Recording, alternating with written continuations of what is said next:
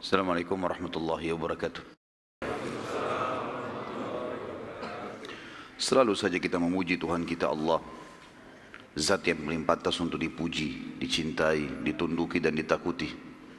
Satu-satunya Zat yang telah menciptakan, mengurus, mengawasi semua yang di langit, semua yang di bumi dan semua yang di kedalaman lautan. Ilmunya meliputi segala sesuatunya, tidak beranak dan tidak diperanakkan dan tidak ada sekutu bagian dalam setiap kegiatannya. Dia telah menggantungkan segala kebutuhan kita dengan kalimat sederhana dan penuh dengan berkah. Alhamdulillah. Maka sangat wajar di setiap awal aktivitas ataupun selesai dari aktivitas kita, kita selalu mengucapkan kalimat ini. Selanjutnya kita panjatkan salam hormat kita penuh dengan cinta, rindu, penghormatan kepada manusia terbaik yang telah dipilih oleh Sang Pencipta Allah menutup risalah kenabian dan kerasulan. Manusia telah disempurnakan jalur nasabnya, ilmunya, fisiknya, sukses dalam kehidupan dunianya dan juga di akhiratnya. Demikianlah orang-orang yang mengikutinya pasti juga akan mendapatkan kesuksesan. Makanya Allah sebagai pencipta telah memerintahkan setiap manusia tidak terkecuali untuk menjadikannya sebagai suri tauladan, terutama bagi orang-orang yang sudah beriman. Dan Sang Pencipta Allah bersama malaikatnya mengucapkan salam hormat secara langsung juga kepada manusia terbaik ini. Dan siapapun yang mengucapkan salam hormat kepadanya akan dibalas oleh Allah secara spontan 10 kali salam secara langsung dari Allah. Maka sangat wajar kalau kita selalu mengucapkan salawat dan taslim kepada Nabi besar Muhammad sallallahu alaihi wasallam. Melanjutkan bahasan sirah kita, semoga Allah berkahi. Setelah panjang lebar kita jelaskan tentang perang Hamrat Asad yang terjadi setelah perang Uhud dan juga pelajaran-pelajaran yang kita ambil dari perang Uhud yang sangat luar biasa. Berikut juga kaidah-kaidah syar'i yang bisa diambil dari kejadian Uhud dan Hamrat Asad. Kita akan masuk sekarang ke pembahasan tentang penyerangan beberapa suku Arab yang ada di sekitar Madinah ke kota Madinah. Maksudnya ingin menyerang. Dan ini semua adalah rentetan permasalahan yang terjadi di Uhud, di pertengahan peperangan. Di awal peperangan muslimin memenangkan peperangan, di tengah-tengah mereka dikalahkan, lalu kemudian mereka menang lagi di Hamrat Asad. Hanya saja Hamrat Asad, peperangan ini banyak juga di antara suku-suku Arab yang tidak sampai kepadanya berita itu. Jadi sebagian kecil, dan Quraisy berusaha menyebarkan berita kalau mereka yang menang. Dan memang banyak suku-suku Arab terpengaruh dengan pendapat Quraisy, ya, bahwasanya memang mereka yang menang. Padahal sebenarnya sudah kita jelaskan di Hamrat Asad, Quraisy tidak berani untuk datang menemui muslimin, dan muslimin sempat tinggal selama 3 hari di sana. Simpang siur, ada yang tangkap, ada juga yang tidak. Ringkas cerita teman-teman sekalian, ternyata ada beberapa suku-suku Arab yang berpikir untuk menyerang Madinah. Dikarenakan mereka mengetahui Uhud itu, tempat lokasi di mana muslimin kalah, adalah di depan pintu gerbang Madinah. Artinya di depan pintu gerbang Madinah saja muslimin kalah, ya, berarti sudah sangat lemah, apalagi kalau mereka perang keluar dari kota Madinah. Maka perang yang terjadi Hamrat Asad dan Uhud itu terjadi, Uhud tentunya di bulan Syawal, tanggal 15 Syawal tahun 3 Hijriah, dan Hamrat Asad tanggal 16 Syawal. Nabi SAW pada saat itu menetap di Madinah. Setelah Hamrat Asad tidak keluar sama sekali bentuk pasukan atau menyerang. Beliau tinggal kurang lebih dari bulan Syawal, Dzulqa'dah, Dzulhijjah, 3 bulan sampai bulan Muharram di tahun 4 Hijriah. Tidak ada peperangan. Nabi SAW fokus menyampaikan wahyu kepada para sahabat dari hukum-hukum syar'i yang turun pada saat itu. Sampai akhirnya baginda Nabi SAW mendengarkan teman-teman sekalian ada beberapa suku-suku Arab yang tamak untuk menyerang Madinah. Dan suku yang paling pertama ingin menyerang Madinah namanya suku As'ad bin Khuzaimah. Dan saya sudah bilang tadi bahasan kita di pagi hari, bagaimana orang-orang Arab itu kalau ada di antara mereka yang memiliki kelebihan fisik, ya, harta, keturunan, maka bisa ternisbatkan nama suku kepadanya. Maka ini nama orang As'ad bin Khuzaimah, tapi karena dia orang yang kaya raya, punya keturunan banyak segala macam, akhirnya terbentuklah nama suku darinya. Kemudian berkembanglah juga kepada anak cucunya yang terus ya menjadi jumlah yang banyak, maka terbentuklah suku yang besar. Suku ini teman-teman sekalian dipimpin oleh seseorang yang bernama Tulaiha. Tulaiha dan adiknya, Tulaiha si kakak, adiknya namanya Salamah. Dua-duanya anaknya Khuwailid. Tulaiha ini perlu kita tahu juga, nanti dia akan mengaku sebagai seorang nabi. Salah satu yang mengaku nabi di Jazirah nanti, nabi palsu tentunya, Tulaiha ini. Hanya saja dari 3 orang yang mengaku nabi, Tulaiha bin Khuwailid, ini nantinya taubat dia. Masuk Islam dan dia taubat. Bahkan dia termasuk salah satu dari pasukan Umar bin Khattab yang menuju ke Qadisiyah, memerangi Persia bersama Sa'ad bin Abi Waqqas radhiyallahu anhu. Kemudian ada Aswadul Unsi nanti terbunuh, dan juga ada Musailamah al-Kadzdzab juga terbunuh setelah mereka mengaku sebagai nabi palsu. Saudara seiman, berita akan menyerangnya Tulaiha ke Madinah ini didengar oleh baginda Nabi SAW, dan beliau akhirnya mengirim mata-mata ke sana. Dengan segera Nabi SAW menyiapkan pasukan yang kita sudah sebutkan dan sering kita sebutkan dengan istilah Sariyah.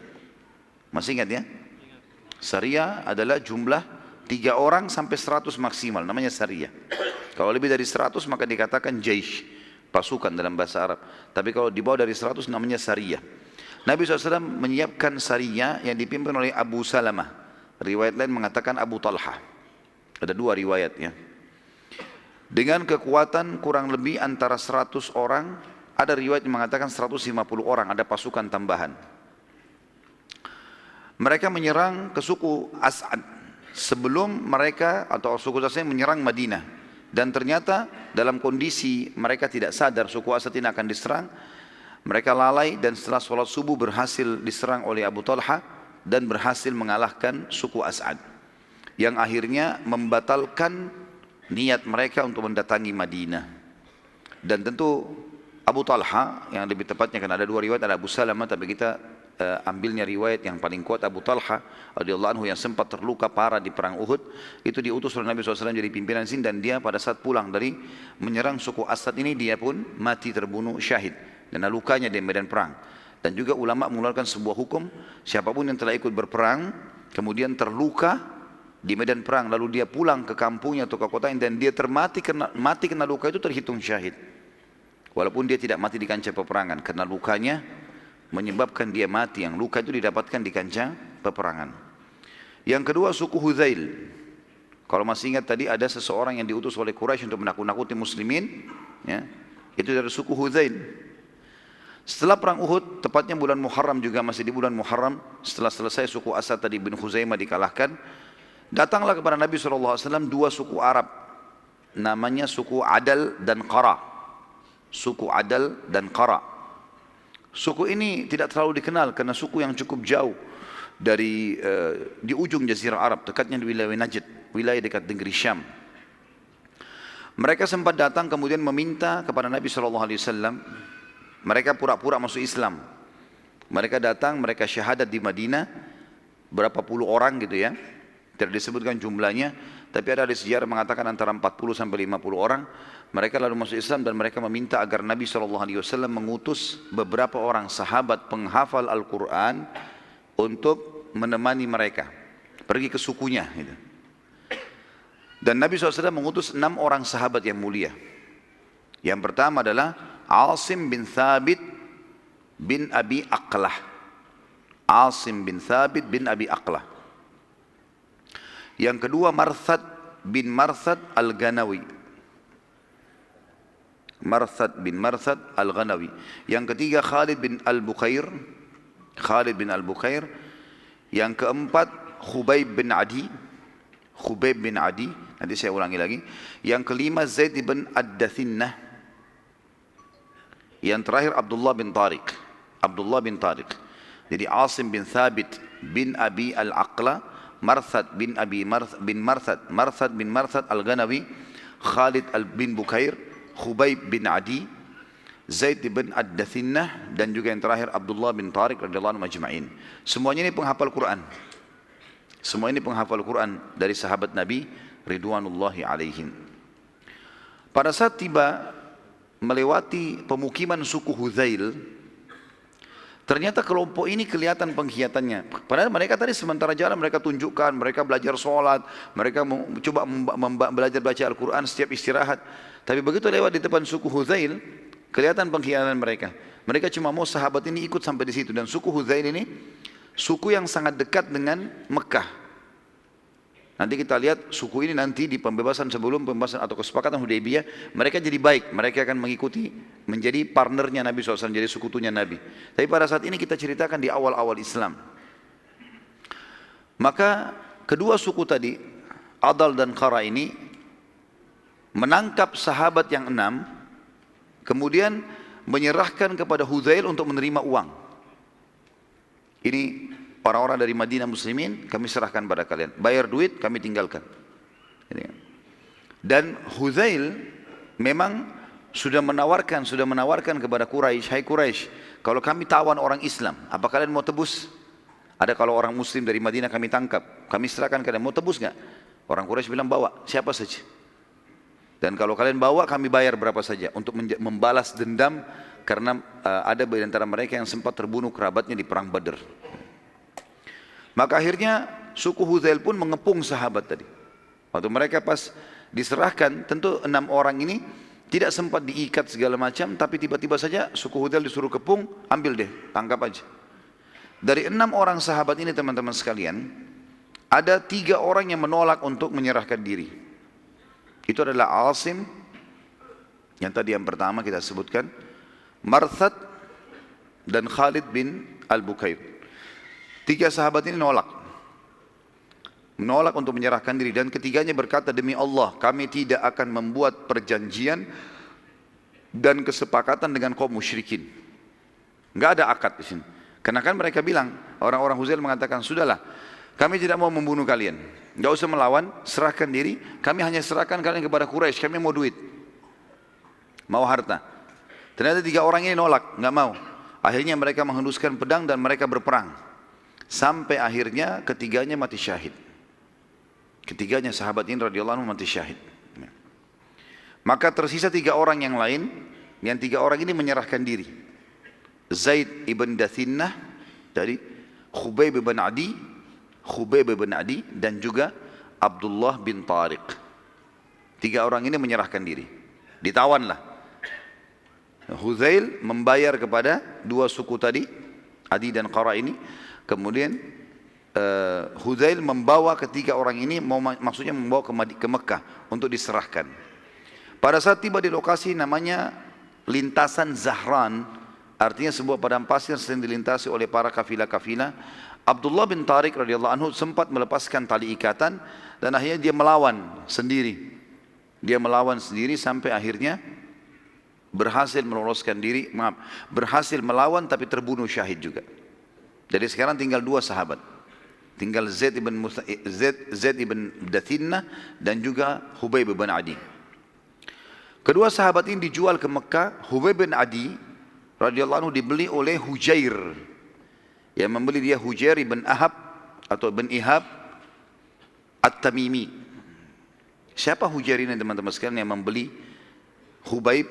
Hujair adalah saudaranya Al-Harith bin Amir bin Naufal. Al-Harith bin Amir bin Naufal, ya, jadi Khubayb bin Adi dijual ke seseorang bernama Hujair bin Ihab At-Tamimi. Hujair bin Ihab. Hujair bin Ihab ini sengaja membeli, ya, Khubayb karena dia adalah saudaranya Al-Harith. Namanya saudaranya Hujair yang membeli si Khubayb ini adalah Al-Harith bin Amir bin Naufal. Ini adalah orang yang dibunuh oleh Khubayb di Uhud.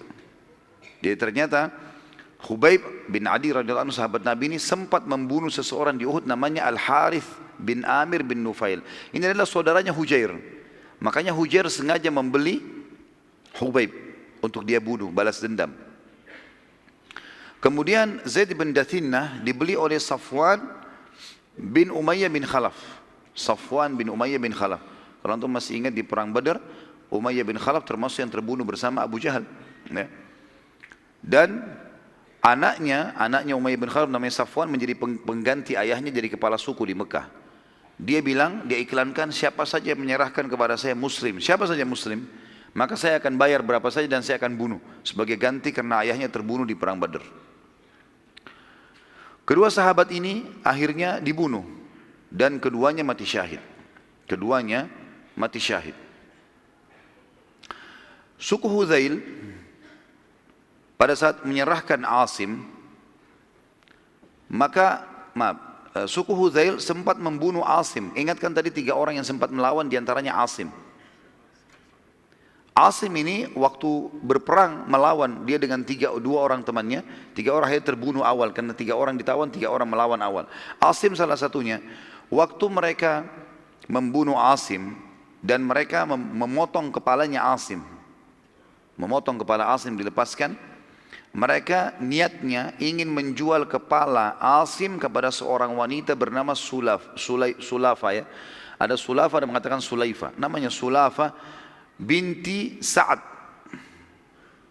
ya. Sulafa binti Sa'ad ya. Ini sempat hadir di Uhud, dan dia sempat menyaksikan 6 orang saudaranya yang memegang bendera sempat dibunuh oleh Hamzah, Ali, dan juga Asim. Sulaifa ini atau Sulafa ini, waktu dia lihat ke-6 saudaranya dari Bani Abdiddar jatuh tergeletak semuanya mati di dekat bendera, setiap ada pegang bendera dibunuh lagi oleh Hamzah, Ali, dan Asim, gitu kan. Waktu 6 orang jatuh ini, kebetulan saudaranya yang ke-6 yang pegang bendera, yang membunuh, yang menusuknya Asim, dan dia lihat. Maka Sulafa mengeluarkan instruksi di pasukan Quraisy waktu itu di perang Uhud, siapapun yang mendatangkan kepada saya batok kepalanya Asim, maka saya akan isi batok kepalanya dengan emas untuk saya bayar. Jadi batok kepalanya nanti kalau saya dapatkan, saya akan bersihkan, dikeluarkan semua isi otaknya, saya akan isi dengan emas. Sebesar itu saya akan kasih ke orang yang memberikan batok kepalanya. Oleh karena itu suku Hudzail tamak pada saat itu. Mereka pada saat membunuh Asim, mereka membawa kepalanya dengan niat mau dijual kepada Sulafa tadi, binti Sa'ad bin Syahid ya, yang hadir di Uhud pada saat itu. Namun terjadi keajaiban yang luar biasa pada saat itu. Diantara yang disebutkan dalam riwayat adalah pada saat mereka memotong kepala Asim, kepalanya sempat dipenuhi dengan lebah. Entah lebah dari mana datang, dari padang pasir, penuh semua mukanya dan kepalanya penuh lebah. Dan setiap kali ada suku Hudzail yang coba menyentuh, maka diserang oleh lebah tersebut. Dan di depan mata mereka, lebah-lebah ini rame-rame ya, menjepit kepala Asim, kemudian dibawa terbang oleh lebah gitu ya. Sampai akhirnya kepala Asim tidak ditemukan sama sekali, dan dibawa oleh lebah entah kemana dengan hikmah Allah subhanahu wa ta'ala. Dan pada saat terdengar berita tersebut oleh kaum muslimin, maka Umar bin Khattab mengatakan, saya pernah mendengarkan Asim telah bersumpah atas nama Allah dan memohon agar jasadnya tidak disentuh sama sekali oleh orang-orang musyrik. Maka pada saat mereka memotong pun kepalanya, sempat jasadnya entah di mana, mereka hanya menemukan kepalanya, dan kepalanya pun dibawa oleh lebah, yang akhirnya mereka tidak bisa menemukan sama sekali jasad sahabat yang mulia ini. Tentu kita melihat ini teman-teman sekalian, sampai di sini yang dinukil oleh para ahli sejarah, dan belum disebutkan apakah baginda Nabi SAW membalas atau tidak. Yang jelas kejadian ini terjadi. Yang saya tahu nanti suku Hudzail ya, meminta maaf, dan kemudian suku Hudzail akhirnya menjadi sekutu Nabi di kesepakatan Hudaybiyah. Yang ketiga, suku Sulaim, suku Ril, Zikwan, dan Usayyah. Ada 4 suku Arab, suku Sulaim, suku Ri'il ya. Ri'il ini salah satu suku Arab juga ya. Suku Sulaim, suku Ri'il, Zikwan, dan Usayyah. Ini 4 suku, Sulaim, Ri'il, Zikwan, dan Usayyah. Datang seseorang di Madinah teman-teman sekalian yang bernama Amir bin Malik. Amir bin Malik ini, tentu tadi itu nama-nama suku, judulnya ya. Tapi kita masuk sekarang histori kisahnya. Ada seseorang datang ke Madinah bernama Amir bin Malik bin Ja'far. Amir bin Malik bin Ja'far ini pimpinan suku Amir bin Sa'sa'ah, salah satu suku Arab. Ia menemui Nabi SAW. Si Amir ini bin Malik bin Ja'far menemui Nabi SAW. Lalu Nabi memberikan hadiah sebagai tanda persahabatan. Masih kafir. Lalu kata Nabi SAW, saya enggak terima hadiah dari orang kafir. Saya enggak terima hadiah dari orang kafir. Tentu di sini Nabi SAW menerima hadiah umumnya walaupun dari orang kafir. Tapi khusus pada masa itu karena perang lagi genting-gentingnya, kemudian telah terjadi kasus tadi, sampai berita ke Nabi SAW tentang 6 orang sahabatnya dikhianati, maka beliau pun hati-hati. Beliau mengatakan, saya tidak terima hadiah dari orang kafir, kecuali kalau kau masuk Islam. Kalau kau masuk Islam tidak ada masalah, kau Muslim. Maka kata si Amir, saya enggak mau masuk Islam, saya tidak akan masuk Islam, tetapi kalau anda mau, saya akan coba ya menyebarkan agama anda yang di suku saya. Tapi dengan syarat, harus ada sahabat anda yang berangkat. Harus ada orang yang berangkat. Nabi SAW masih trauma dengan 6 orang yang dibunuh tadi. Sampai beritakan Nabi SAW. Juga ada riwayat tadi saya lupa sampaikan teman-teman, Asim, pada saat jasadnya dicari, maka bumi yang ada jasadnya terbuka dan menanamkan, memasukkan jasadnya. Sementara kepalanya dibawa oleh lebah. Tadi yang lupa saya sampaikan. Maka kata Nabi SAW, apa jaminanmu? Sekarang, apa jaminan kau bisa selamatkan? Ada sahabat saya dikhianati. Kata dia, saya menjaminnya. Saya kepala suku, saya yang jamin. Maka kata Nabi SAW, baiklah. Kalau kau menjamin, selesai. Artinya kalau ada pengkhianatan, perang nih. Maka Nabi SAW pun mengutus 70 orang sahabat pilihan waktu itu. Dari tadi cuma 6, sekarang 70 orang. Supaya ada kekuatan gitu. Di antara 70 orang ini ada beberapa orang sahabat yang terkenal dengan keimanannya, dengan ilmunya, ulamanya sahabat. Di antaranya Al-Harith bin Shimmah. Al-Harith bin Shimmah salah satu ulama sahabat masyhur dengan ilmunya. Ini salah satunya, ada mungkin 6-7 orang ini, di antaranya sahabat semua mulia tentu, tapi ini 7 orang, 6 orang ini orang-orang yang sangat tinggi ilmunya. Hafal 30 tahun, dan ini 70 orang memang penghafal Quran semuanya. Yang kedua, Haram bin Milhan. Jadi Al-Harith bin Shimmah, Haram bin Milhan, kemudian Urwa bin Asma As-Silmi. Al-Harith bin Shimmah, Haram bin Milhan, Urwa bin Asma As-Silmi. Kemudian yang keempat, Nafi' bin Badil. Nafi' bin Badil. Saya ulangi, kalau ada yang mau catat teman-teman sekalian, saya ulangi insyaAllah. Tapi niatnya dicatat bukan karena mau dapat buku ya. Dari sekarang sepakat dulu. Al-Harith bin Shimmah yang pertama, kemudian Haram bin Milhan, kemudian Urwa bin Asma As-Silmi, kemudian Nafi' bin Badil bin Waraqah. Nafi' bin Badil bin Waraqah, dan juga Amir bin Fuhairah. Ini kurang lebih di antara 70 ada 4 atau 5-6 orang ini ya. Al-Harith bin Shimmah, Haram bin Milhan, Urwa bin Asma As-Silmi, Nafi' bin Badil bin Waraqah, dan Amir bin Fuhairah. Pada saat mereka tiba di pemukiman suku Sulaim, ternyata terjadi lagi pengkhianatan. Si Amir tadi bin Malik, kepala suku Sa'sa', kepala suku Amir bin Sa'sa', berkhianat. Dia mengajak 4 suku yang merupakan sekutu dia, yaitu tadi yang kita sudah sebutkan di awal judul kita, suku Sulaim, suku Ri'il, suku Zikwan, dan suku Usayyah, untuk membunuh para sahabat. Dan mereka melakukan. Sampai akhirnya ke 70 sahabat berusaha melawan dan terbunuh 69. Mati syahid semuanya. Dan yang lolos cuma 1 orang. Yang lolos adalah Amir bin Umayyah Ad-Damiri. Amir bin Umayyah Ad-Damiri. Dan ini mereka terbunuh di sebuah lokasi namanya Bi'ir Ma'unah. Bi'ir Ma'unah, sumur Ma'unah. Nanti akan kita jelaskan ada penyerangan Nabi SAW ke lokasi ini. Bagaimana mereka dihukum oleh Nabi SAW karena membunuh 69 sahabatnya. Jadi nama lokasinya Bi'ir Ma'una, dan yang tersisa adalah Amir bin Umayyah Ad-Damiri.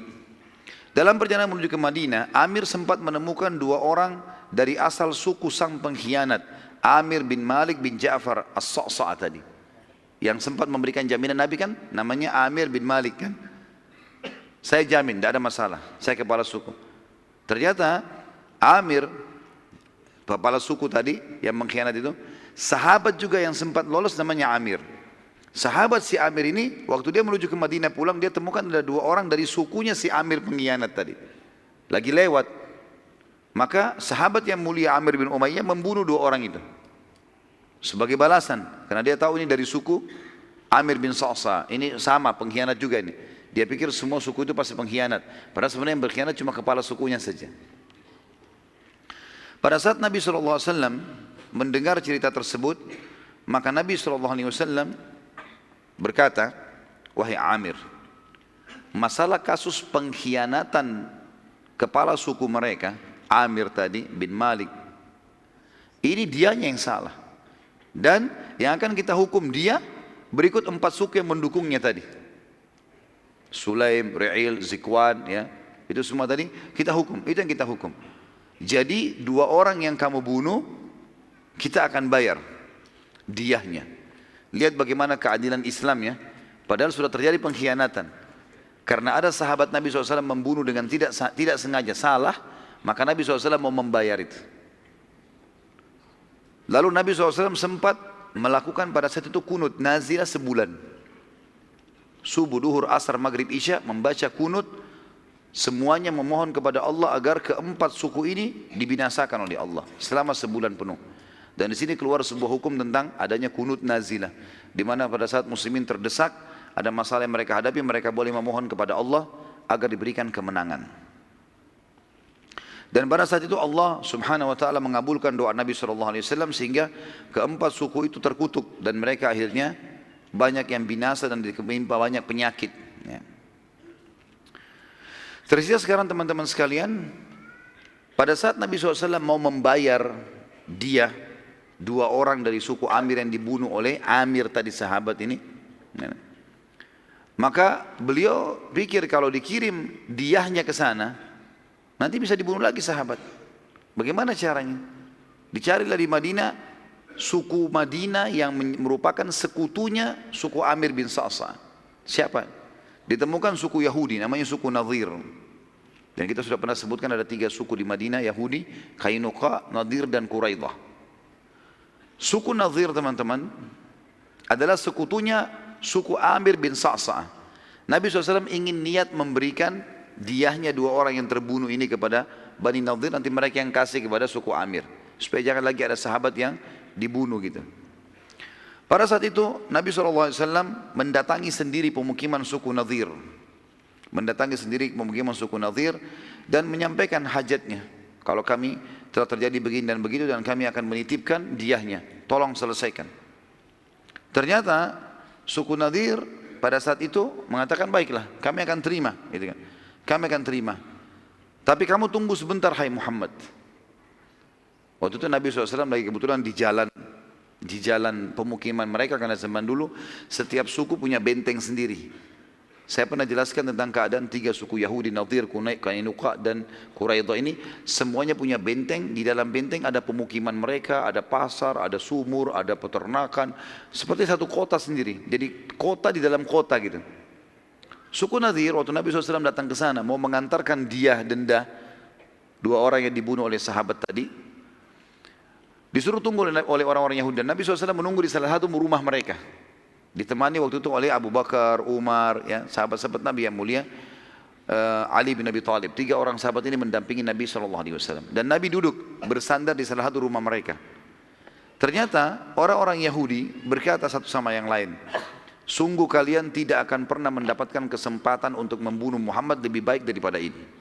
Siapa yang naik ke atas rumah yang tempat dia sekarang lagi ada, kemudian dilemparkan batu ke bawah, biar Muhammad kena batu dan mati. Begitu pemikiran orang-orang Yahudi pada saat itu. Maka ada satu orang Yahudi yang pada saat itu bernama Amr bin Jahash. Amr bin Jahash bin Ka'ab, namanya dia, Amr bin Jahash bin Ka'ab. Amr bin Jahash ini berkata, aku. Lalu dia pun ya, membawa batu besar, kemudian mutar dari belakang rumah itu. Dia masuk dari pintu belakang rumah, dia pamit sama pemilik rumahnya, lalu dia ceritakan kisahnya, lalu dia naik ke atas. Begitu dia naik ke atas dan dia tinggal mau menjatuhkan batu, wahyu turun. Mereka lupa kalau ini adalah Rasulullah SAW. Jibril datang menyampaikan, hai Muhammad, di atas kepalamu sekarang ada orang Yahudi bernama Amr ini mau melemparkan batu. Nabi SAW, tentu Abu Bakar sama Umar sama Ali nggak tahu itu. Karena Jibril berbicara dengan Nabi, mereka tidak tahu. Maka Nabi SAW tiba-tiba berdiri, lalu meninggalkan rumah tersebut dengan tidak ada sama sekali gerakan seakan-akan ada kaget atau marah, enggak. Santai saja. Dan biasanya Nabi SAW kalau begini berarti punya hajat mau ke kamar kecil. Para sahabat fahamnya begitu. Jadi kalau Nabi SAW berdiri tanpa sebab, berarti ada hajat mau ke kamar kecil biasanya. Kalau selain kamar kecil biasanya Nabi sampaikan. Seperti itulah. Nabi SAW berdiri. Waktu Nabi berdiri, Abu Bakar, Umar sama Ali nunggu. Nggak ada juga yang tiba-tiba nanya Nabi mau kemana anda ya Rasulullah, nggak ditanya. Karena lama menunggu, Abu Bakar, Umar dan Ali berpikir, kemana Rasulullah? Kok lama ini? Nggak balik-balik. Lebih baik kita lihat keadaannya. Mereka keliling di sekitar padang pasir yang biasa dipakai untuk kalau kita mungkin WC umum, nggak ada. Lalu mereka kembali ke Madinah, mereka kaget ternyata Nabi SAW sudah membentuk pasukan. Sudah dimotivasi pasukan, terbentuk pasukan besar. Lalu Abu Bakar tanya, Rasulullah ada apa? Kata Nabi SAW begini ceritanya. Bahwasanya orang-orang ini sebenarnya berusaha membunuhku. Ada seseorang bernama Amr naik di atas guma mau lempar batu, dan kalau saya tunggu sebentar beberapa saat saja sudah dilemparin batu itu. Wahyu menyampaikan kepada saya, dan ini harus dihukum. Maka Abu Bakar, Umar dan Ali pun radhiyallahu anhum bergabung di pasukan, dan akhirnya Nabi SAW mengepung benteng suku Nadir selama 15 hari. Subhanallah, selama 15 hari ini sebenarnya suku Nadir merasa bersalah dan mau menyerahkan diri kepada Nabi SAW. Tapi apa yang terjadi? Beberapa orang-orang munafik mendatangi suku Yahudi ini. Pimpinan mereka yang sudah masyhur Abdullah bin Ubay bin Salul. Kemudian ada sahabatnya bernama Wadi'ah. Ini juga seorang munafik. Kemudian ada Malik bin Qawqal. Ini juga orang munafik. Ya. Dan ada Suwaid. Ada 5 orang ini. Ada Suwaid dan ada Dais. Ya. Ada 5 orang munafik. Abdullah bin Abi Salul, Wadi'ah, kemudian Malik bin Qawqal, Suwaid dan Dais. Mereka berlima mendatangi bentengnya suku Nadir dan berkata, sudahlah, jangan nyerahkan diri. Kami membela kalian. Kalian tahu kan siapa kami? Maksudnya orang-orang munafik. Kami bukan muslim, kami akan bela kalian, tidak usah khawatir. Kami juga punya pasukan, disebutkanlah pasukan kami begini, namanya si fulan, kalian tahu si fulan, si fulan, si fulan. Di Madinah mereka saling tahu. Ini orang munafik semua. Kami siap membela kalian. Kalau kalian diperangi, kami akan memerangi juga muslimin. Kalau kalian mati, kami mati bersama kalian. Tadinya suku Nadir ini khawatir gitu kan. Mereka menyerahkan diri, tapi karena motivasi dari orang-orang munafik ini, akhirnya mereka tidak jadi. Mereka tidak jadi menyerahkan diri dan mereka akhirnya mau melawan. Sampai akhirnya ya, mereka dikepung 15 hari dan ternyata dalam 15 hari itu pun setelah orang-orang yang munafik ini keluar, sama sekali mereka tidak mengirim bantuan, tidak ada beritanya gitu kan. Akhirnya mereka menyerahkan diri, dan ini sifatnya orang munafik. Orang munafik subhanallah biasa gitu. Sama kaum muslimin benci, sama orang kafir penjilat. Ya, dan dusta semua hidupnya. Dan kita tahu surah An-Nisa menjelaskan masalah itu. Surah An-Nisa, surah nomor 4 ayat 138. Dimulai dari 138. Pernah saya bacakan ayat ini, tapi saya bacakan lagi. A'udzubillahi minasyaitonirrajim. Basyiril munafiqina bi anna lahum adzaban alima. Sampaikanlah berita ya, bahwasanya orang-orang munafik itu akan mendapatkan siksa yang pedih. Alladzina yattakhiduna al-kafirina awliya min dunil mu'minin. Mereka adalah orang-orang yang menjadikan orang kafir sebagai tempat-tempat mereka bersandar. Ayabtaguna indahumul izzata fa innal izzata lillahi jami'a. Mereka mengira bahwasanya orang-orang kafir itu punya kemuliaan sehingga mereka berusaha menjilat di situ, mau mendekat, padahal semuanya kemuliaan di sisi Allah. Wa qad nazzala 'alaikum fil kitab an idza sami'tum ayati llahi yukfaru biha ustahza'u biha. Dan telah diturunkan dalam Al-Quran dengan sangat tegas. Kalau kalian dengarkan ayat-ayat Allah diolok-olok, ya, maka jangan kalian duduk. Fala taqudu ma'ahum. Jangan kalian duduk bersama mereka. Hatta yakhudu fi haditsin ghairi. Sampai mereka mengalihkan pembicaraan ke yang lain. Innakum idza mithluhum. Kalau kalian ikut-ikutan sama orang-orang munafik itu, orang-orang kafir itu, maka kalian sama saja dengan mereka. Innallaha jami'ul munafiqina wal kafirina fi jahannam jami'a. Sesungguhnya Allah pasti akan mengumpulkan orang-orang kafir dan orang munafik dalam neraka Jahannam bersama-sama.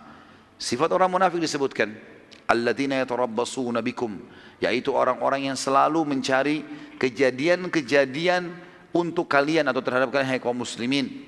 Fa in kana lakum fathun minallah, kalau kalian dapat kemenangan dari sisi Allah, qalu, orang-orang munafik berlumba-lumba berkata, alam nakum ma'akum, bukankah kami juga umat Islam sama dengan kalian? Kami kan juga namanya si fulan, orang muslim, ya. Wa in kana lil kafirin nasib, dan kalau seandainya orang kafir yang mendapatkan kemenangan, qalu alam nastahwid alaikum, bukankah kami telah memenangkan kalian, wa namna'kum minal mu'minin, dan kami melarang atau menahan kalian dari orang-orang beriman. Lalu mereka mengatakan, ya, bukankah kami telah memenangkan kalian dari kaum mukminin dan juga kami menahan kalian, kami telah memenangkan kalian dan kami menahan kalian dari orang-orang beriman. Fallahu yahkum bainahum yaumal qiyamah, Allah akan menghakimi di antara mereka pada hari kiamat. Walan yaj'alallahu lil kafirin 'alal mu'minina sabila, Allah tidak akan mungkin memberikan orang-orang kafir untuk memusnahkan orang mukmin secara keseluruhan. Innal munafiqina yukhadi'una Allah wa khadi'uhum, orang-orang munafik berusaha menipu Allah seakan-akan Allah tidak tahu tentang keadaan mereka, padahal Allah sedang menipu, membalas tipu muslihat mereka. Wa idza qamu ila sholati qamu kusala, mereka kalau bangun salat mereka sangat malas. Yura'unan nas, kalaupun mereka salat mereka hanya ingin pujian manusia. Wala yadhkurunallaha illa qalila, mereka tidak pernah berzikir kepada Allah kecuali sedikit sekali. Mudabdabina baina dzalik, mereka bingung antara kafir dan keimanan. La ilaha ula'i wa la ilaha ula, mereka tidak menjadi orang beriman, tidak juga menjadi orang kafir. Wa may yudlilillahu falan tajid lahu sabila, siapa yang telah Allah sesatkan maka kalian tidak akan dapatkan petunjuk baginya. Lalu kemudian sebagai penutup teman-teman, dan kita break untuk sholat dulu insyaAllah. Ternyata di sini semua yang mereka sampaikan kepada orang-orang Yahudi bohong dan dusta. Tidak ada dukungan juga tidak ada bantuan dari mereka, yang akhirnya Allah Azza wa Jal memasukkan rasa takut dalam hati suku Nadir, dan mereka meminta perdamaian dengan Nabi sallallahu alaihi wasallam. Dan insyaallah kita akan sampaikan atau lanjutkan sebentar lagi bahasan kita. Subhanakallahumma bihamdika asyhadu an la ilaha illa anta astaghfiruka wa atubu ilaik. Wassalamualaikum warahmatullahi wabarakatuh. Assalamualaikum warahmatullahi wabarakatuh. Alhamdulillah, wassalatu wassalamu ala rasulillah. Segala puji bagi Allah subhanahu wa ta'ala, juga salawat dan taslim kepada Nabi besar Muhammad sallallahu alaihi wasallam. Tadi kita sudah sampai masalah suku Nadir di mana mereka akhirnya menyerahkan diri kepada baginda Nabi SAW setelah 15 hari dikepung. Dan setelah ternyata terbukti kebohongan orang-orang munafik yang katanya mau membela mereka. Dan memang ini sudah menjadi sebuah tradisi dari orang-orang munafikin, mereka selalu memusuhi Islam dan mereka selalu menjilat dan menipu orang-orang kafir. Juga sudah kita bacakan beberapa ayat Al-Quran dalam surah An-Nisa yang menjelaskan masalah ciri-ciri khasnya orang-orang munafik itu. Di antara suku Nadir pada saat mereka menyerahkan diri, mereka tadinya minta damai.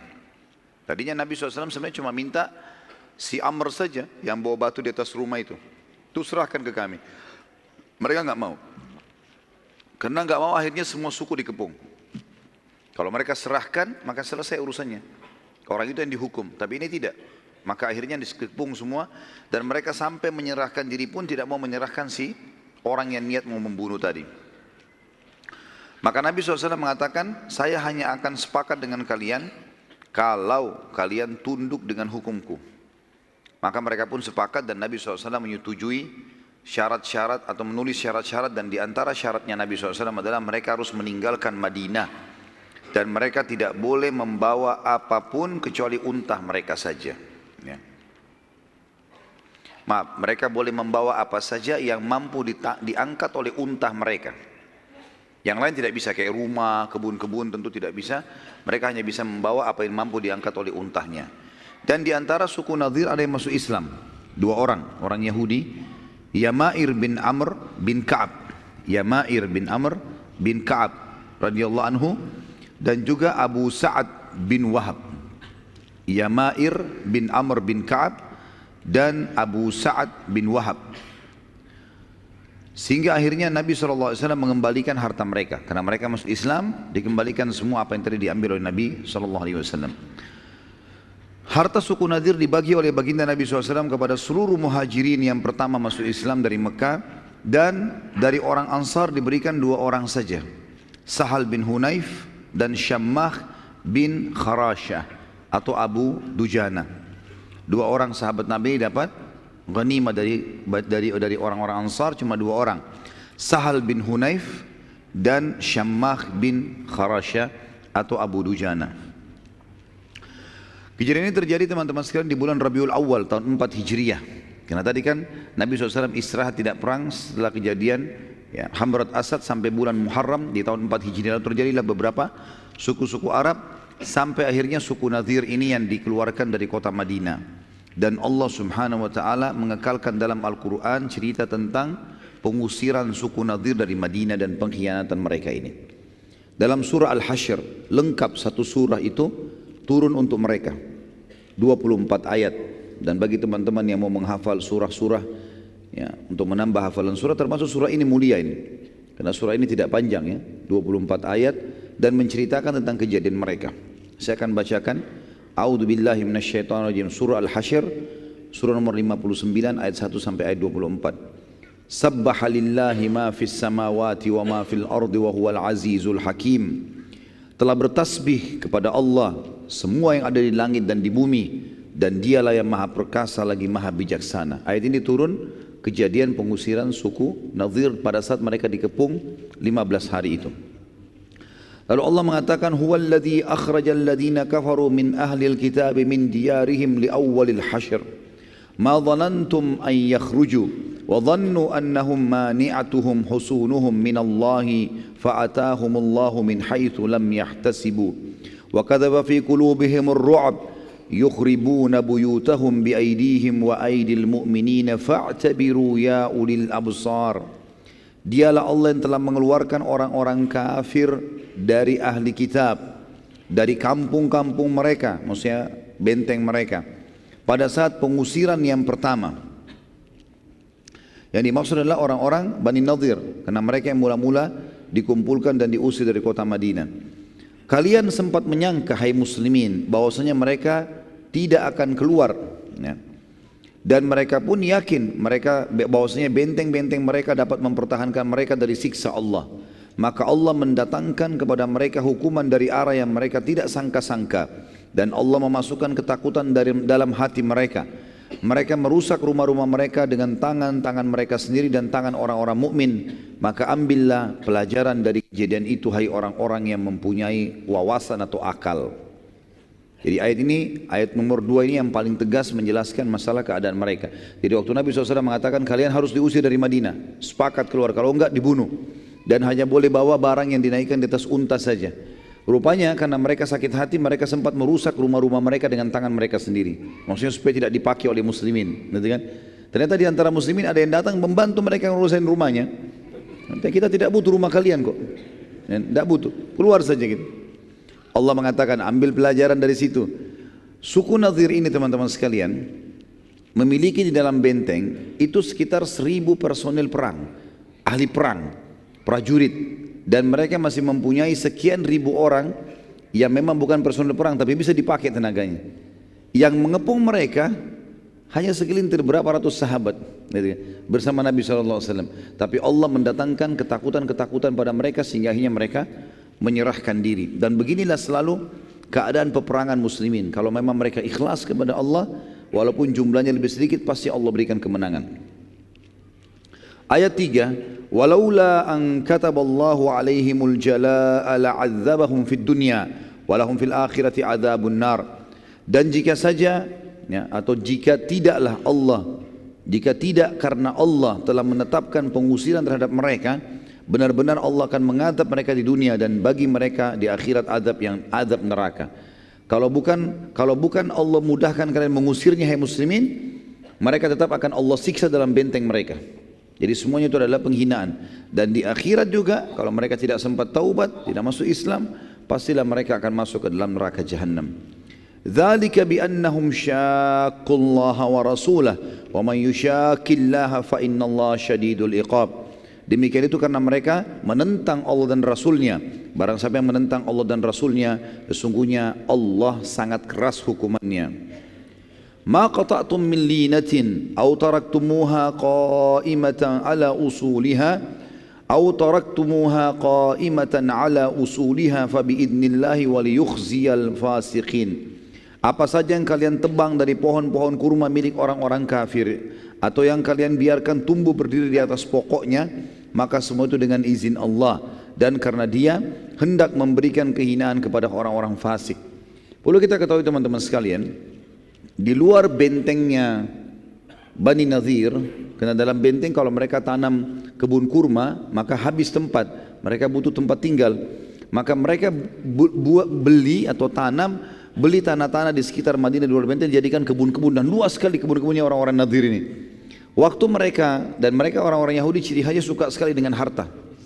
Mereka lebih cinta hartanya daripada diri mereka, keluarga mereka sendiri. Orang Yahudi siap mengorbankan istrinya, yang penting hartanya nggak hilang. Ya. Anak-anaknya juga siap, nggak ada masalah, yang penting jangan hartanya. Ya. Makanya Allah Subhanahu Wa Taala menyebutkan tentang sifat mereka buruk sekali tentang cintanya terhadap dunia, gitu kan. Mereka berharap dipanjangkan umurnya, berharap mengumpulkan harta, seperti itulah. Yang jelas waktu itu salah satu titah Nabi SAW adalah tebang pohon-pohon kurmanya di depan matanya mereka, dan pohon kurma harta mereka yang paling mahal pada saat itu. Maka mereka waktu lihat, mereka sebarin berita, "Hai Muhammad, kenapa ketebang pohon-pohon? Bukankah agamamu melarang untuk menebang pohon?" Gitu kan. Karena kan Nabi SAW kalau kirim pasukan ini pesan, jangan bunuh perempuan, jangan bunuh anak-anak, ya, jangan tebang pohon-pohon, kan gitu. Jangan bunuh hewan-hewan, nggak ada hubungannya. Jangan rusak fasilitas umum, ada larangan. Tapi Allah khusus menyebutkan tentang masalah pengepungan Bani Nadhir. Kata Allah, apa saja yang kamu tebang dari pohon kurma. Ya, kalau antum tidak ikuti sebabnya tadi ini, mungkin tidak tahu apa yang dimaksud oleh Allah di sini kan. Tapi di sini ternyata Muslimin ada yang menebang pohon-pohon kurma, sehingga pada saat mereka lihat, mereka ketakutan orang Yahudi ini. Mereka takut hartanya hilang.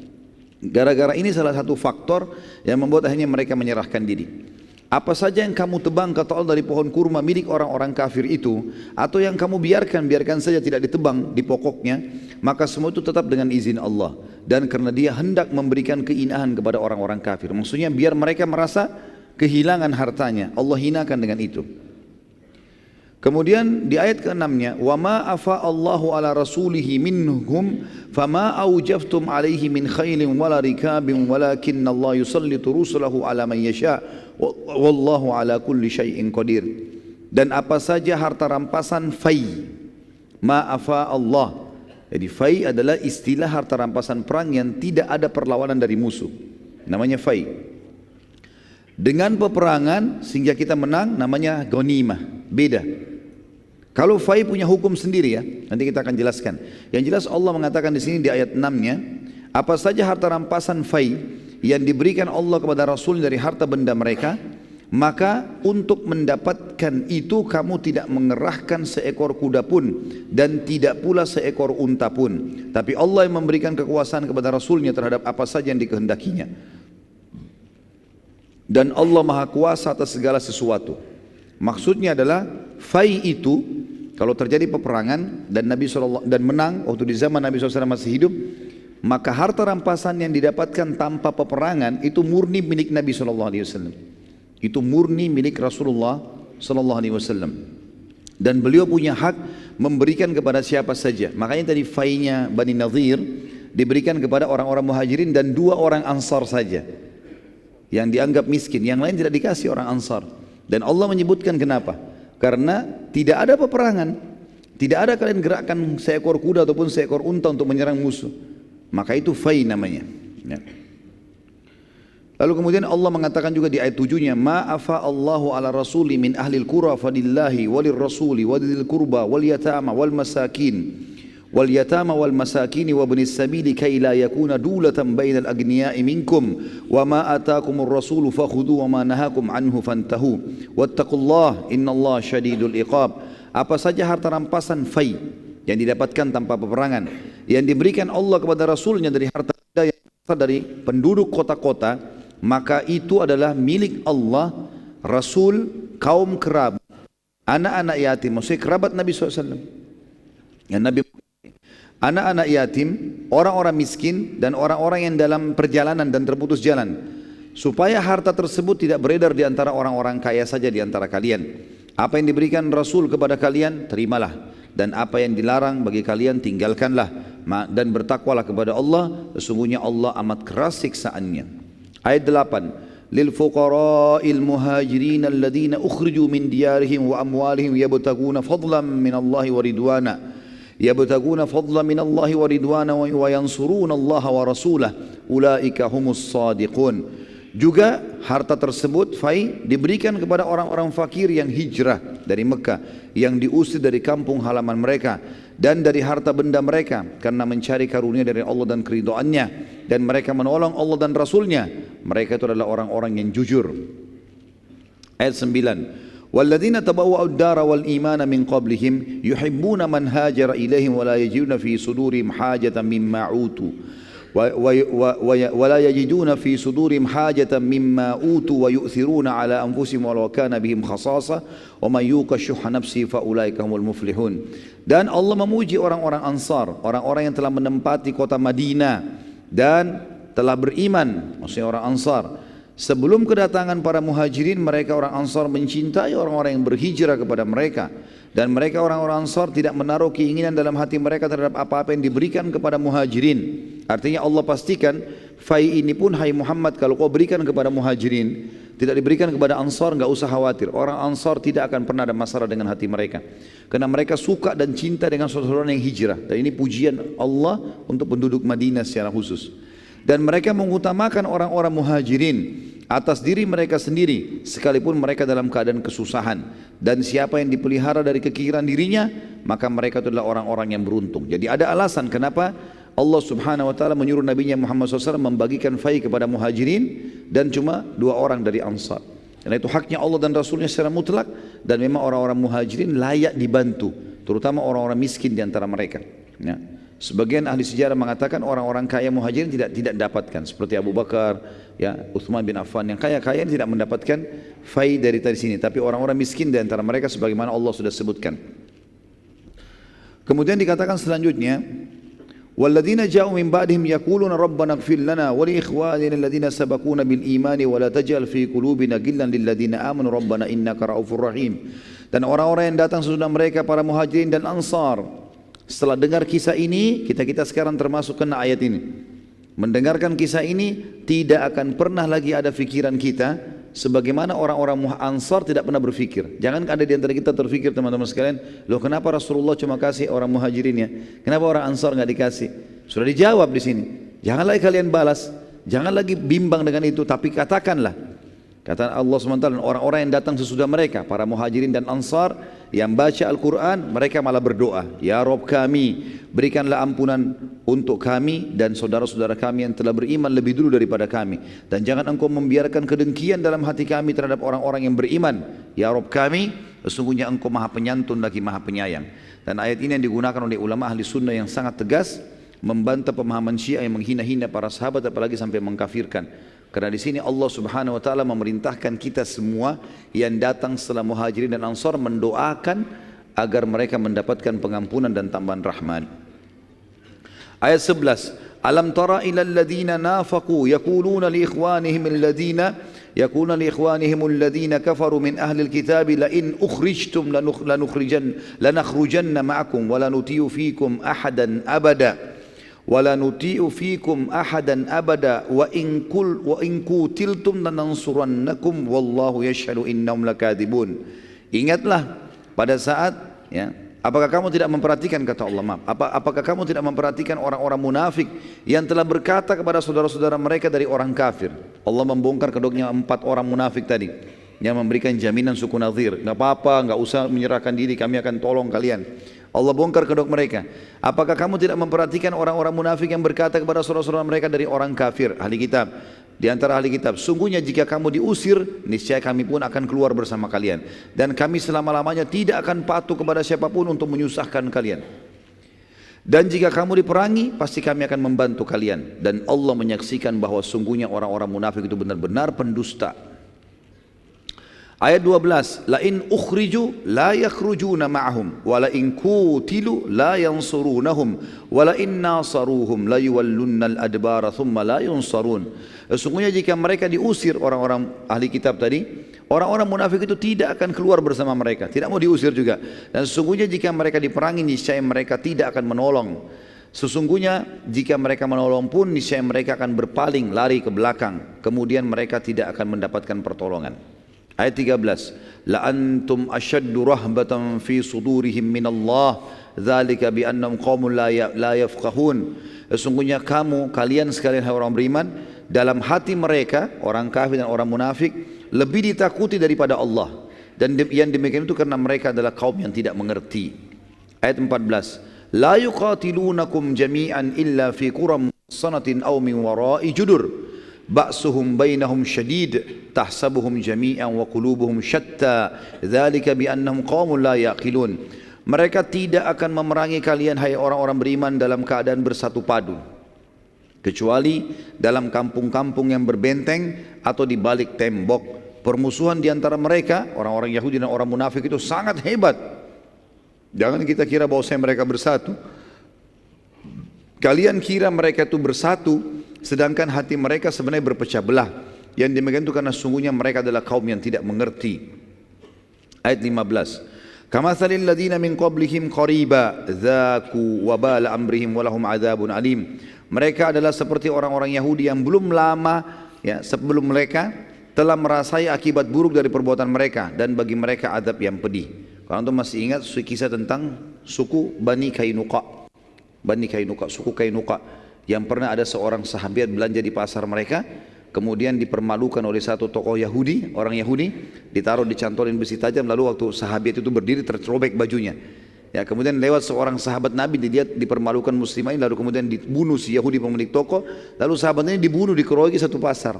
Sahabat sempat melapor ke Nabi SAW, ya Rasulullah begini-begini. Maka Nabi bentuk pasukan dikepung suku Kainuqa. Nabi minta itu yang bunuh yang muslim dibunuh, serahkan kepada kami. Mereka enggak mau, dikepung, diusir dari Madinah. Allah sebutkan keadaan mereka orang-orang Nadir ini mirip dengan orang-orang Yahudi sebelumnya. Mereka lakukan kesalahan maka diusir juga gitu. Ayat 16-nya, kamathali syaitani idh qala lil insani kfur falamma kafara qala inni bari'um mink.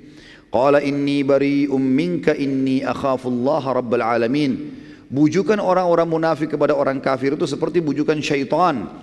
Ketika dia berkata kepada manusia, kafirlah kamu, maka tak kala manusia itu kafir, ia berkata, sungguhnya aku berlepas diri dari kalian, karena sungguhnya aku takut kepada Allah, Rabb semesta alam. Jadi orang-orang kafir itu sebenarnya, termasuk di Indonesia di mana-mana, kalau mereka tahu orang-orang munafik itu sebenarnya hanya menjilat saja, ini Allah bongkar kedoknya kepada kita. Kita umat Islam tahu siapa mereka. Nah, statusnya muslim tapi jauh dari agama, benci dengan Islam. Tidak ada yang di zaman Nabi SAW tidak ada munafik diberikan jabatan. Enggak pernah pimpin perang, enggak pernah diamalkan kota Madinah, enggak pernah Nabi suruh kumpulin zakat, enggak pernah apa-apa. Nabi enggak pernah libatin mereka. Tapi Nabi sampaikan ke sahabat, ini orang-orang begini cirinya. Nanti setelah pembebasan kota Mekah kita lihat bagaimana Allah beberkan, mempermalukan orang-orang munafik luar biasa. Sampai namanya Nabi sebut, si fulan munafik, si fulan munafik, si fulan munafik. Nabi sebut. Seperti itulah ya. Yang jelas orang-orang kafir kalau tahu ayat-ayat ini mereka pasti tahu tidak boleh mereka bekerjasama dengan umat Islam yang menjilat mereka, karena pasti orang munafik. Orang muslim yang sejati tidak bakal kerjasama sama orang kafir dalam masalah-masalah seperti itu. Dikatakan di sini di ayat 17-nya, fakana akibatuhuma annahuma finnari khalidaini fiha wa dzalika jazaa'udz zalimin. Maka kesudahan keduanya, orang kafir dan orang munafik, pasti masuk ke neraka. Mereka kekal di dalamnya, demikianlah balasan bagi orang-orang zalim. Ayat 18, ya ayyuhalladzina amanu taqullaha wal tanzur nafsum ma qaddamat lighad wattaqullah innallaha khabirum bima ta'malun. Hai orang beriman, bertakwalah kepada Allah, patuhlah terhadap perintahnya, tinggalkan larangannya, dan hendaklah setiap diri memperhatikan apa yang dia perbuat untuk hari esoknya, maksudnya akhiratnya, dan bertakwalah kepada Allah, sungguhnya Allah mengetahui apa yang kalian kerjakan. Ayat 19, وَلَا تَكُونُوا كَالَّذِينَ نَسُوا اللَّهَ فَأَنْسَاهُمْ أَنفُسَهُمْ أُولَٰئِكَ هُمُ الْفَاسِقُونَ. Jangan kalian menjadi seperti orang-orang yang lupa kepada Allah, tidak mau mengenal Allah, tidak mau belajar, tidak mau mengetahui ya, halal haramnya Allah, lalu Allah menjadikan mereka lupa kepada diri mereka sendiri. Mereka itulah orang-orang yang fasik. Ayat 20, la yastawi ashabun nari wa ashabul jannah humul faizun. Tidak akan pernah sama keadaan penghuni-penghuni neraka dengan penghuni-penghuni surga. Ketahuilah Penghuni-penghuni surga, kata kuncinya patuh di dunia. Beriman pada Allah, nikmati halal, tinggalkan haram. Kerjakan perintah, tinggalkan larangan. Tidak akan sama antara penghuni neraka dengan penghuni surga. Penghuni surga itu adalah orang-orang yang beruntung. Ayat 21. Lau anzalna hadzal Qur'ana ala jabalin la ra'aitahu khashi'an mutasaddian min khasyatillah wa tilkal amthalu nadribuha lin-nasi la'allahum yatafakkarun. Kalau sekiranya Al-Qur'an ini maknanya adalah masih banyak orang yang ragu dengannya, tidak mau membaca, tidak mau menghafal, tidak mau memahami, tidak mau mengamalkan. Ketahuilah, Al-Quran yang kami turunkan ini, kalau diturunkan di atas sebuah gunung yang kokoh, pasti kamu akan melihat gunung itu tunduk terbelah, terpecah belah, disebabkan ketakutannya dengan firman Allah di situ. Karena Allah, perkataan Allah. Dalam perumpamaan-perumpamaan itu kami buat untuk manusia supaya mereka berfikir. Ayat 22. Wallahu alladzi la ilaha illahu alimul ghaibi wasyahadah warrahmanur rahim. Yang menurunkan Al-Quran, yang menurunkan syariat, yang telah mengutus Rasulullah Muhammad SAW adalah Allah. Tidak ada Tuhan selain Dia. Yang mengetahui yang gaib dan yang nyata. Dialah yang maha pemurah lagi maha penyayang. Ayat 23. Wallahu alladzi la ilaha illa huwal malikul quddusus salamul mu'minul muhaiminul azizul jabbarul mutakabbir. Subhanallahi amma yusyrikun. Dialah Allah yang tidak ada Tuhan selain Dia. Satu-satunya Raja yang maha suci, yang maha sejahtera. Yang suci artinya tidak ada sama sekali hal-hal yang negatif. Allah ciptakan baik dan buruk, Allah selalu baik. Jujur dan dusta, Allah selalu jujur, makanya dusta dilarang. Ya. Pelit dan dermawan, Allah selalu dermawan, Allah selalu memberi, penyantun. Dan pelit dilarang, makanya Allah tidak mau, Allah ciptakan dan Allah larang untuk itu, supaya jadi penguji bagi hamba-hambanya. Itu namanya maha suci. Maha sejahtera, sejahtera artinya tidak pernah habis stoknya. Kalau orang, teman-teman sekalian, punya gaji, kalau mau beli apa-apa tunggu akhir bulan gaji dulu, atau tunggu pendapatan, atau tunggu keuntungan dagang, ini belum sejahtera. Sejahtera itu apa yang terlihat di benaknya langsung dia bisa beli dan tidak pernah habis. Baru kita katakan hidupnya sejahtera. Tapi tentu tidak sama Allah dengan makhluknya. Allah maha sejahtera, yang mengaruniai keamanan, yang maha memelihara dan maha perkasa. Bayangkan kalau alam semesta ini tidak dipelihara, bagaimana kacaunya ini, ya. Bagaimana dengan populasinya, kadar airnya, kadar udaranya, segala macam, luar biasa ini. Bagaimana Allah SWT merawatnya gitu. Saya subhanallah tadi siang duduk sama istri saya di restoran, kemudian pinggir laut. Saya sempat bilang, coba lihat bagaimana kuasanya Allah. Air ini siapa yang mengatur kadarnya, suaranya, kemudian langit dengan awannya, dengan mataharinya, udaranya. Ada yang bisa mengaku ini yang menciptakannya? La ilaha illallah. Allah sudah kasih kata kuncinya. Dan kita kalau mengikuti syariat Allah, kita lebih yakin lagi, oh ternyata betul ini yang benar. Karena kita jadi punya panduan hidup, tahu mana boleh, mana tidak boleh. Dia maha perkasa. Semua kekuatan makhluk, kata para ulama tafsir, kalau dipertemukan, maka semua itu hanya bagian kecil dari kekuatan Allah sang perkasa. Kalau semua manusia digabungkan kekuatannya, bagaimana powernya? Bagaimana kalau singa satu kuat? Kalau 1000 singa, kalau semua singa digabungkan, bagaimana kekuatannya? Pohon, semuanya ini alam semesta, api, air, udara punya kekuatan, power. Itu semua kalau digabungkan pun hanya bagian kecil dari kemahaperkasaan sang pencipta. Yang maha kuasa, yang memiliki segala keagungan, maha suci Allah dari apa yang mereka persekutukan. Ayat 24-nya. Huwallahul khaliqul bari'ul musawwiru lahul asma'ul husna yusabbihu lahu ma fis samawati wal ardi wa huwal azizul hakim. Dialah Allah yang telah menciptakan dari tidak ada menjadi ada, telur yang cair menjadi anak ayam, bisa berkokok, bisa berkembang biak, sperma sel telur jadi kayak kita manusia, bisa berteriak, bisa bermarah, bisa senang, ya. Biji yang dilempar di tanah bisa jadi pohon yang besar. Menciptakan, yang mengadakan, yang membentuk rupa. Semuanya keindahan ini dibentuk oleh sang pencipta Allah. Yang mempunyai asma'ul husna, nama-nama yang mulia.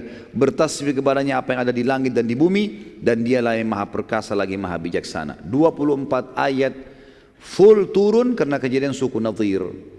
Dan ini perlu diketahui teman-teman sebab nuzulnya, karena luar biasa. Ayat ini berbicara tentang kejadian pada saat itu. Selanjutnya sekarang kita masuk ke suku-suku lain. Suku Arab yang ada di Daumatul Jandal namanya.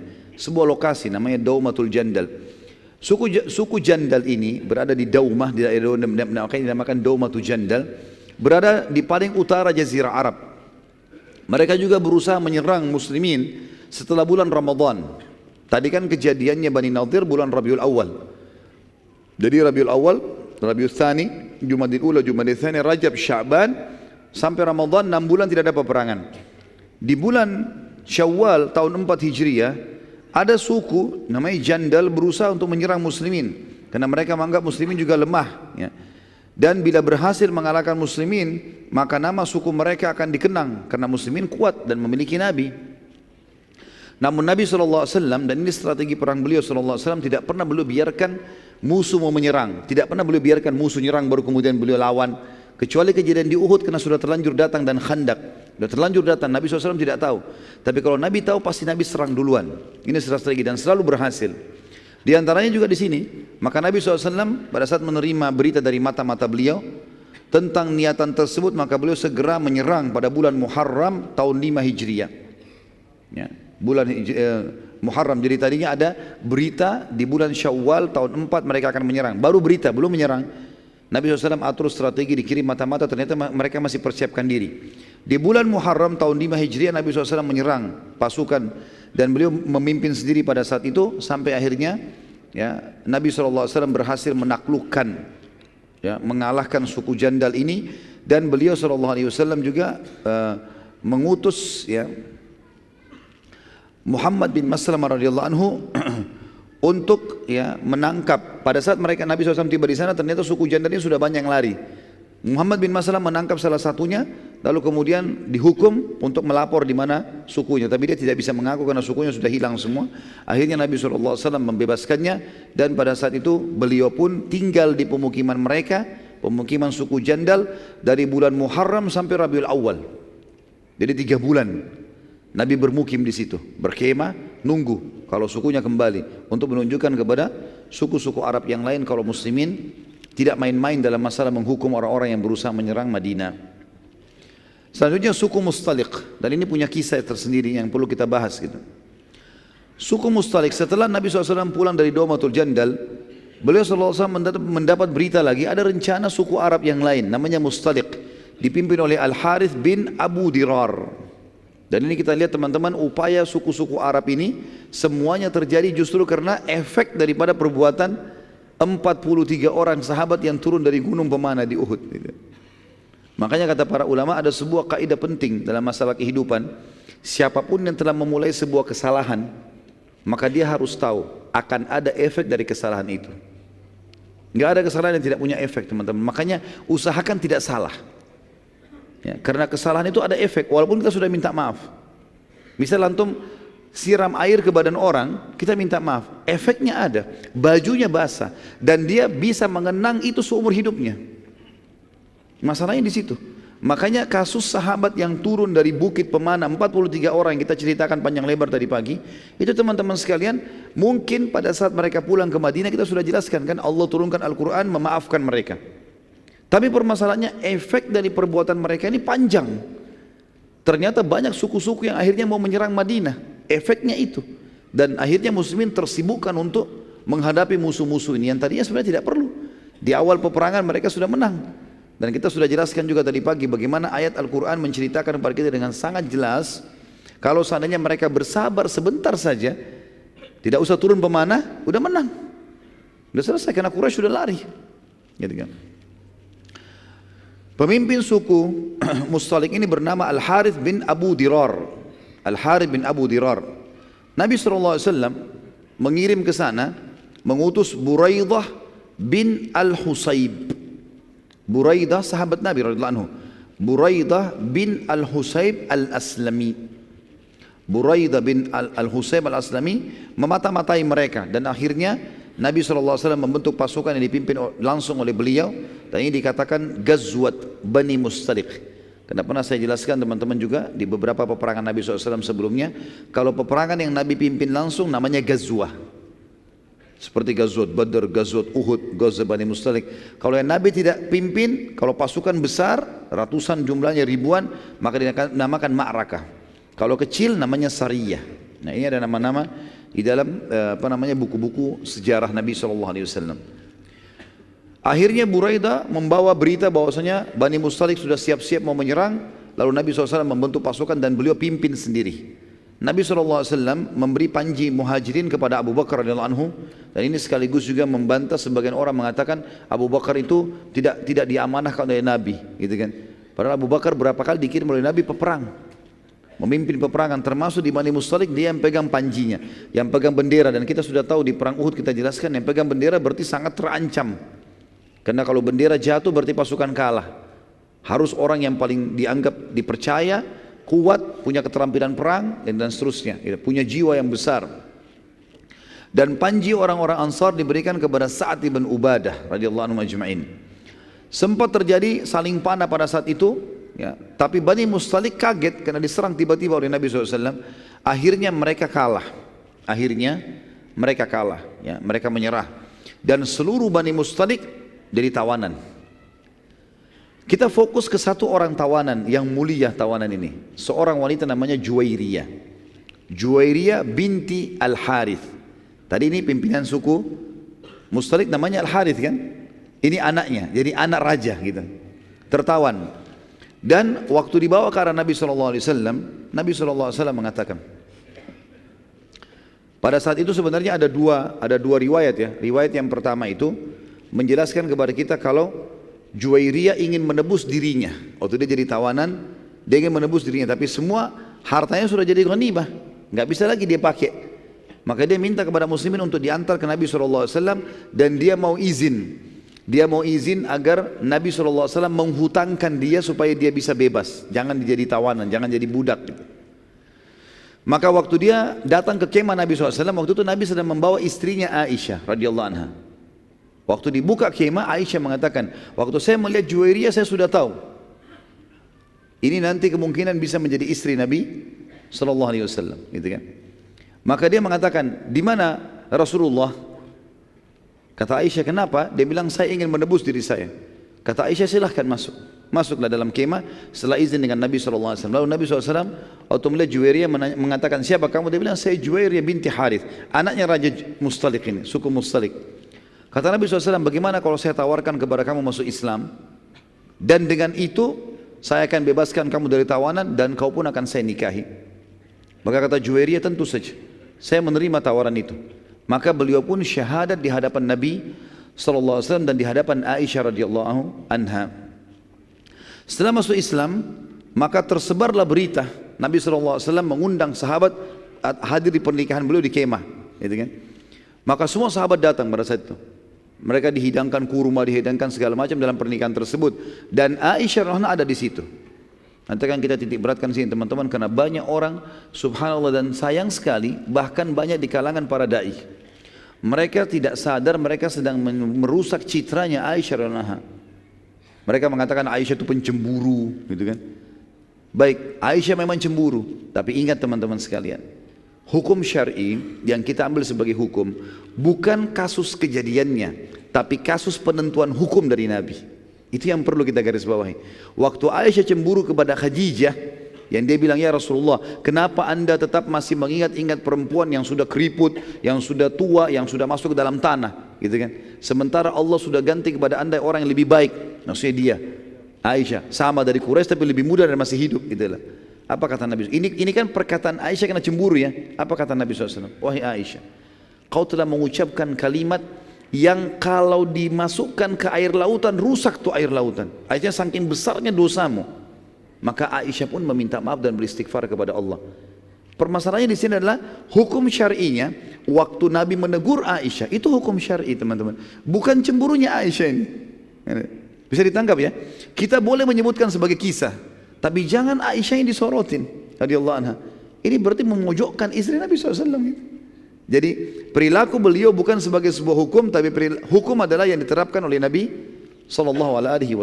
Dan ini sudah saya jelaskan di beberapa pertemuan tentang manajemen rumah tangga Islami di YouTube, tentang beberapa riwayat berhubungan dengan masalah cemburunya Aisyah radhiyallahu anha. Dan kita lihat dalam riwayat ini sahih, riwayat Bukhari, Aisyah tidak cemburu teman-teman sekalian di sini. Bahkan di depan matanya Aisyah radhiyallahu anha, Nabi SAW menikahi Juwairiyah. Dan Aisyah mengucapkan dalam riwayat Bukhari, setelah Nabi SAW menikahi Juwairiyah, di kemah diundang para sahabat, gitu kan? Maka seluruh sahabat berkata, ya Rasulullah, sebagai penghormatan terhadap pernikahan anda ini, kami bebaskan tawanan-tawanan kami. Maka satu suku semua dibebaskan. Aisyah yang meriwayatkan radhiyallahu anha riwayat Bukhari mengatakan, tidak ada wanita yang lebih mulia ya, dan juga berjasa kepada kaumnya dibandingkan Juwairiyah binti Al-Harith. Karena dengan menikahnya dia dengan Nabi SAW, maka sukunya semua bebas dari tawanan. Perhatikan riwayat ini teman-teman, bobotnya tinggi sekali. Seorang istri Nabi SAW yang selama ini cuma selalu dikenang cemburunya, ternyata di sini beliau meriwayatkan tentang pernikahan Nabi SAW. Bahkan kita temukan riwayat-riwayat yang menyebutkan tentang masalah mahar Nabi SAW dalam pernikahan, itu diriwayatkan oleh Aisyah radhiyallahu anha.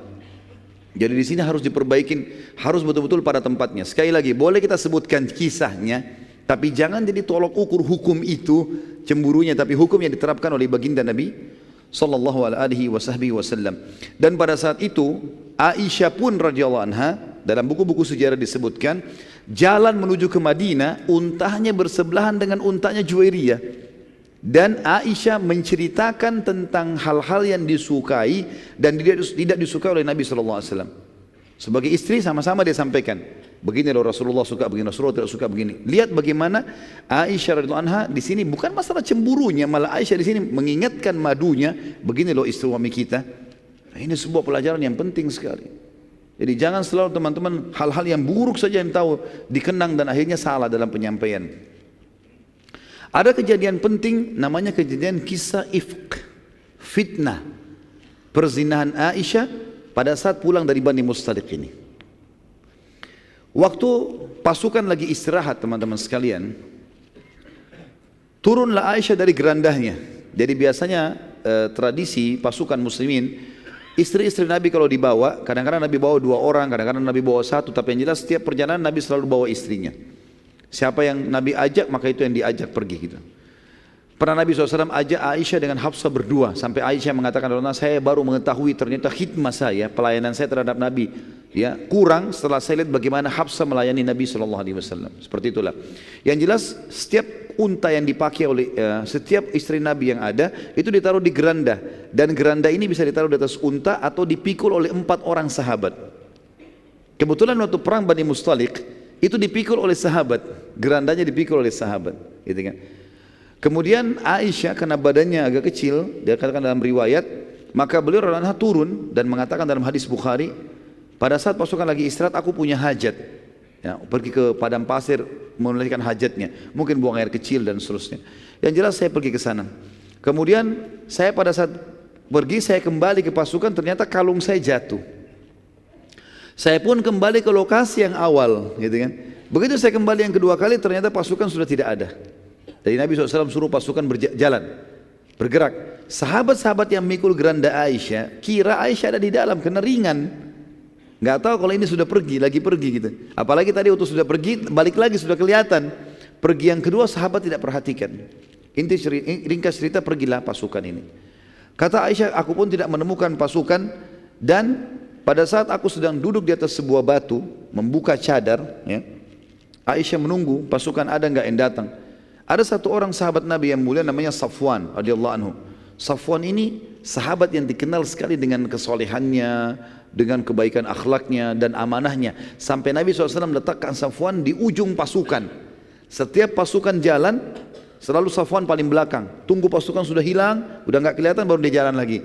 Nanti kalau ada pedang jatuh dia yang pungut, ada perisai dia yang pungut, ada kendi dia yang ambil. Tugasnya itu karena diamanahkan. Safwan lihat di lokasi istirahatnya pasukan tadi ada perempuan, dan kata Aisyah dalam hadis ini, Safwan mengenal wajahku sebelum turun ayat hijab. Tahu kalau ini Aisyah, gitu. Maka aku pun menutup ya hijab. Aisyah waktu ada Safwan menutup, dan Safwan pun tidak melihatnya, tapi dia mengenalku sebelum aku pakai hijab, dia tahu. Maka Safwan hanya mengucapkan kalimat istirja, inna lillahi wa inna ilaihi raji'un. Pada saat itu pun ya, Safwan mendekatkan untanya kepadaku dan memberiku kesempatan untuk naik, dan ia pun pergi menjauh dariku. Jadi unta didudukkan, diikat talinya. Biasanya unta kalau sudah duduk itu diikat talinya, dia tenang. Kemudian dibiarkan Aisyah naik ke unta sementara Safwan pergi jauh supaya tidak melihat aurat. Ini menandakan akhlak yang mulia dari sahabat yang mulia ini. Setelah diberikan kesempatan naik, Aisyah sudah di atas unta, barulah Safwan datang tanpa melihat sama sekali, menarik kembali tali unta kemudian jalan. Pada saat itu kata Aisyah, sepanjang jalan tidak pernah ada terucapkan satu kalimat pun dariku atau dari Safwan. Gak pernah Safwan bilang kenapa kau terlambat, kenapa kau tidak pergi, ditanya bagaimana, tidak ada sama sekali kalimat. Juga Safwan, Aisyah sendiri tidak pernah tanya, gak pernah bilang terima kasih, gak ngomong apa-apa nih. Di atas unta istri Nabi SAW, Safwan tarik tali untanya dari bawah, jalan. Pada saat teman-teman sekalian lagi berjalan seperti itu, ternyata saat kami tiba di pasukan, sudah mau tiba, pasukan rupanya sebelum tiba di Madinah, istirahat lagi. Istirahat lagi. Pada saat itu teman-teman sekalian, lagi siang bolong ini. Pasukan istirahat, Aisyah datang dengan Safwan. Waktu melihat kejadian tersebut, kebetulan di dalam pasukan ada ikut Abdullah bin Abi Salul, pimpinan munafik. Dia lihat Aisyah sama Safwan, kesempatan sebarin fitnah. Maka dia mengatakan, mana bisa seorang wanita dengan seorang pria bersama-sama lalu tidak terjadi. Tapi dia kasih mubham, tidak terlalu jelas, tidak terjadi. Dia enggak bilang zina. Dia tahu kalau dia bilang zina tuduhan, dia akan dihukum. Maka tersebar ini seperti virus di pasukan muslimin. Ini gosip ini luar biasa. Kalau Aisyah berzina sama Safwan, tersebar berita begitu. Aisyah mengatakan radhiyallahu anha, saya pada saat masuk, tiba di pasukan, tidak berpikir apa-apa karena memang tidak buat apa-apa. Unta diturunkan oleh Safwan, didudukkan, saya turun lalu saya masuk ke dalam kemah bersama Nabi sallallahu alaihi wasallam, gitu kan.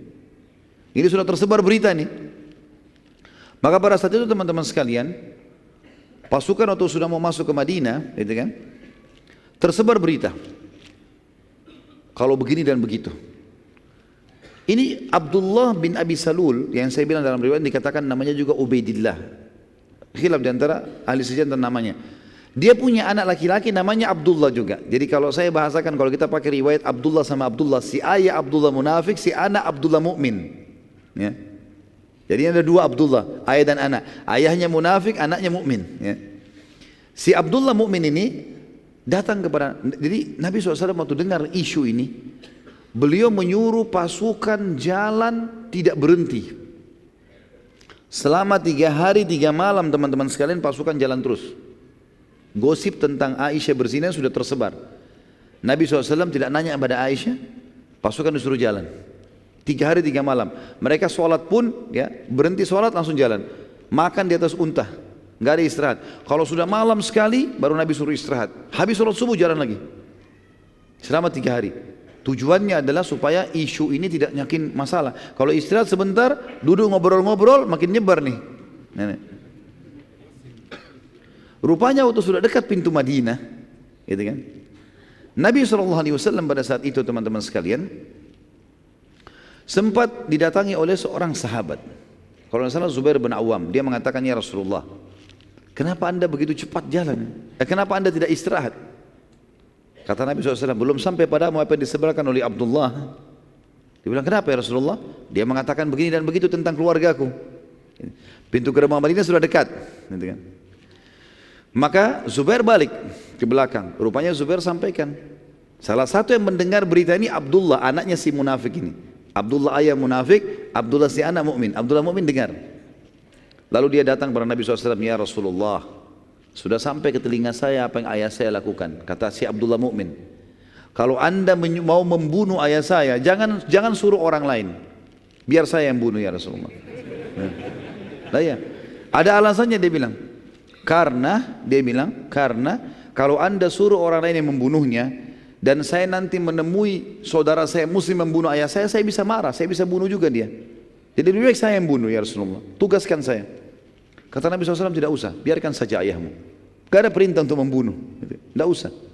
Rupanya Abdullah ini penasaran, apa yang dia buat teman-teman sekalian? Dia henuskan pedangnya, dia berdiri Nabi kan di depan pasukan, ayahnya ada di belakang pasukan. Maka Abdullah berdiri di pinggir pasukan, jadi pasukan lagi jalan, dia berdiri di samping sambil pegang pedangnya dihenuskan. Dan biasanya orang kalau seperti ini nunggu musuh, gitu kan? Orang-orang semua lihat, kenapa Abdullah ini, ada apa? Orang nggak ngerti masalahnya. Tapi orang semua lewat, nggak ada yang ditahan sama Abdullah. Sampai ayahnya tiba. Begitu ayahnya tiba, lalu kemudian dia letakkan ya pedang di leher ayahnya. Dan dia mengatakan, rupanya waktu itu si munafik ini, si Abdullah munafik menyebarkan berita. Menyebarkan berita. Kalau ada masalah ini sebenarnya di sini. Ada masalah. Sebelumnya saya reviewkan dulu. Ada tadi yang saya terlupa teman-teman sekalian. Jadi di tengah jalan, waktu pasukan lagi istirahat juga, gitu kan? Sebelum kasus Aisyah datang dengan Safwan, ada yang saya lupa di situ. Rupanya ada dua orang, satu budaknya Umar bin Khattab, satu budaknya orang Ansar, lagi ngambil air di kali. Sekali lagi, ini terjadi sebelum Aisyah sama Safwan tiba di pasukan. Kita review kembali. Pada saat itu teman-teman, rupanya dua orang budak ini bertengkar. Rupanya ambil air, entah terjadi apa, clash di antara mereka. Waktu clash ini, gitu kan, mereka saling lempar air. Rupanya budak yang dari Umar bin Khattab dari Mekah ini, orang muhajir, dia henuskan pedangnya. Dia mengatakan, hai orang muhajirin, bantulah saya. Orang Ansar dengar itu, henuskan pedangnya. Hai orang Ansar, bantulah saya. Terkumpul di belakangnya budaknya Umar dari Mekah ini, orang-orang muhajirin, terkumpul orang Ansar. Dan ini orang baru pulang dari perang. Apa saja bisa memicu peperangan gitu kan. Dua orang ini, dua kubu sudah mau perang. Ada orang yang melapor kepada Rasulullah, ya Rasulullah begini kejadiannya. Maka Nabi SAW datang. Nabi mengatakan, apakah masih ada dakwah jahiliyah di antara kalian? Fanatisme rasis begini, sementara saya berada di tengah-tengah kalian. Kok masih ada yang mengatakan begini dan begitu? Karena ini mau perang ini. Tinggalkan karena ini membinasakan kalian. Berhenti, bubar semua. Abdullah bin Abi Salul, kepala munafikin, dia kan termasuk tokohnya suku Khazraj. Ada suku Arab Madinah dari Ansar ini dan suku Khazraj. Dia salah satu tokohnya. Waktu dia dengar, dia bilang, apakah muhajirin sudah kerjakan itu buat kami? Pasti nanti kalianlah yang telah membuat ini sampai mereka bisa masuk ke dalam pasukan kita, masuk di kota Madinah. Kalian yang terima mereka. Mestinya nggak usah diterima tuh muhajirin masuk ke Madinah. Nggak perlu kita bertemu sama mereka. Seperti itulah kurang lebih bahasanya. Maka pada saat itu teman-teman sekalian tersebar isu, kalau mereka tiba di Madinah, kata Abdullah munafik ini, kalau mereka tiba di Madinah kita akan usir. Bukan cuma orang-orang Mekah, termasuk Nabi Muhammad SAW kita akan usir. Seperti itu. Nanti kita bacakan dalam surah Al-Munafikun, turun ayat menjelaskan masalah itu. Yang jelas teman-teman sekalian, rupanya waktu kejadian ini, Abdullah ini, ya, si munafik, merasa terpukul karena tidak jadi peperangan dan dipisah, gitu kan? Waktu dia lihat Aisyah datang dengan Safwan, dia sebarin berita tadi isu. Karena tadi gosip yang pertama nggak berhasil, perang nggak jadi. Sekarang dia mau buat yang kedua ini. Kita langsung pindah ke kisah tadi. Maka Abdullah si anak meletakkan pedang di atas lehernya, di leher ayah, lalu ayah mengatakan, ada apa wahai Abdullah? Apa kau sudah mulai durhaka dengan orang tuamu? Kata Abdullah anaknya, demi Allah kau tidak akan pernah lewat hai ayahku sampai diizinkan oleh Rasulullah SAW. Rasulullah izinkan saya lewatkan, kalau enggak saya akan bunuh kamu. Kata ayahnya, kau durhaka. Dia mau coba bergerak. Betul-betul si Abdullah ini terkenal mahir dalam memainkan pedang. Dia coba menetakkan dan serius. Ini kalau ditarik bisa terluka lehernya ayahnya. Dia lihat anaknya serius, dia mengatakan baiklah. Dia tidak bergerak. Dilapor kepada Nabi SAW. Ini beritanya begini nih. Nabi SAW bilang, sampaikan kepada Abdullah si anak, izinkan ayahnya untuk masuk Madinah. Ringkas cerita sudah selesai ini teman-teman sekalian. Masuklah ke Madinah. Kata Aisyah radhiyallahu anha, saya melihat beberapa hari perilaku Nabi SAW berubah. Enggak seperti biasanya. Biasanya Nabi SAW itu suka bercanda, kalau saya sakit ditanya, ini enggak ada sama sekali. Nabi bicara seperlunya saja. Kata Aisyah, lalu kemudian saya pun berkata kepada Nabi SAW, ya Rasulullah, kalau anda tidak punya hajat dengan saya, izinkan saya ke rumah orang tua saya. Ini termasuk adab dalam rumah tangga teman-teman sekalian. Bagaimana Aisyah radhiyallahu anha pada saat suaminya berubah sikap, tidak langsung spontan, marah-marah, segala macam, atau menuduh suaminya segala macam, tidak. Aisyah dengan tenang, tapi dia lihat ada perilaku yang berubah, dia mengatakan, ya Rasulullah, kalau anda tidak punya hajat dengan saya, izinkan saya pulang ke rumah orang tua saya. Ada sampai ada punya hajat baru saya datang. Nabi SAW mengatakan, baiklah, diantarlah ke rumah Abu Bakar. Pada saat itu teman-teman sekalian, waktu diantar pulang ke rumah, Aisyah mengatakan selama 2 minggu, 2 minggu atau 3 minggu dari kejadian, Aisyah mengatakan saya tidak tahu apa-apa nih, tidak tahu berita apa-apa. Di Madinah sudah hangat nih informasinya. Dan pada saat itu teman-teman sekalian, wahyu terputus dari langit, nggak ada informasi yang sampai, nggak ada yang turun informasi. Gimana ini sekarang? Siapa yang melakukan, siapa yang begini, dari mana, siapa yang salah, nggak ada wahyu. Biasanya wahyu langsung turun, ada kasus langsung wahyu turun ingatkan gitu. Maka Nabi SAW pada saat itu juga Aisyah lagi tidak ada, lagi di rumah ayahnya. Beliau terus mengumpulkan informasi, nunggu wahyu dari langit, berdoa sama Allah, ikhtiar, belum ada berita. Akhirnya Nabi SAW setelah sebulan dari kejadian itu, sebulan penuh nggak ada wahyu. Maka Nabi SAW naik di atas mimbar, lalu beliau berkata kepada para sahabatnya setelah tahmid dan salawat, kenapa ya ada yang menyakiti aku di keluargaku dengan berita bohong dan juga menuduh salah satu sahabatku, maksudnya Safwan. Nabi tidak sebut Aisyah, tidak sebut Safwan, ya kan? Nabi cuma mengatakan kenapa ada orang menyakitiku di keluargaku, maksudnya nuduh-nuduh sembarangan. Sementara aku tidak tahu dari keluargaku kecuali kebaikan, orang-orang salehah semua ini. Dan ada yang menyakitiku di salah satu sahabatku yang aku tidak tahu kecuali kebaikan darinya, dan dia tidak pernah masuk ke rumahku kecuali bersamaku. Berdirilah satu orang dari suku Aus. Saya sudah bilang Ansar di Madinah ada Aus dan Khazraj. Suku Aus berdiri mengatakan, wahai Rasulullah, kami tahu siapa yang anda maksudkan itu. Abdullah bin Abi Salul dari suku Khazraj. Kami tahu siapa yang anda maksud, yang memfitnah keluarga anda ini. Perintahkan ya Rasulullah, kami akan tebas lehernya. Sudah selesai. Ini orang penyebar fitnah, kita habisin saja. Kebetulan Abdullah bin Ubay bin Salul, pemimpin munafik dari suku Khazraj, suku yang satunya. Dan Aus dan Khazraj dulu sebelum Islam sering berperang, sering berperang. Maka berdiri Sa'ad ibn Ubadah, kebetulan Sa'ad ibn Ubadah dari suku Khazraj. Lalu dia berdiri, dia mengatakan, dia tunjuk orang Aus tadi, sahabat dari Aus, ya. Demi Allah kau tidak katakan itu kecuali karena kau tahu dia dari suku kami. Kita sama-sama tahu siapa yang buat salah ini. Tapi kau ucapkan itu mau nebas lehernya karena kau tahu dari suku kami. Kalau dari sukumu kau pasti akan diam. Jadi sahabat mulai ribut nih. Berdiri lagi dari Aus, pemimpinnya namanya Usaid bin Khudair, sahabat Nabi yang mulia yang kalau baca Quran sampai malaikat datang mendengarkan bacaannya. Dia berdiri mengatakan, ya Rasulullah, dia mengatakan, demi Allah kau munafik. Ditunjuk Sa'ad bin Ubadah. Ini dua-dua sahabat yang mulia ini. Kau yang munafik, ya, karena kau membela dia, membela maksudnya si Ubaidillah. Maka hampir terjadi peperangan, bersitegang di masjid. Nabi SAW melihat tidak ada solusinya ini. Maka beliau pun turun dari mimbar mengatakan sudah bubar, gak ada masalah, kita tidak bahas lagi, bubarlah. Akhirnya Nabi SAW mengambil sebuah keputusan mutlak. Beliau akhirnya mendatangi rumah Abu Bakar setelah sebulan kejadian ini. Nah, sebelum Nabi SAW datang ke rumah, kurang lebih 3-4 hari sebelumnya, Aisyah mengatakan, saya pernah punya hajat mau keluar rumah. Zaman dulu orang tidak ada WC di rumah, tidak ada kamar mandi, mereka ke padang pasir. Waktu saya mau keluar hajat, ada WC umum untuk perempuan, ada buat laki-laki.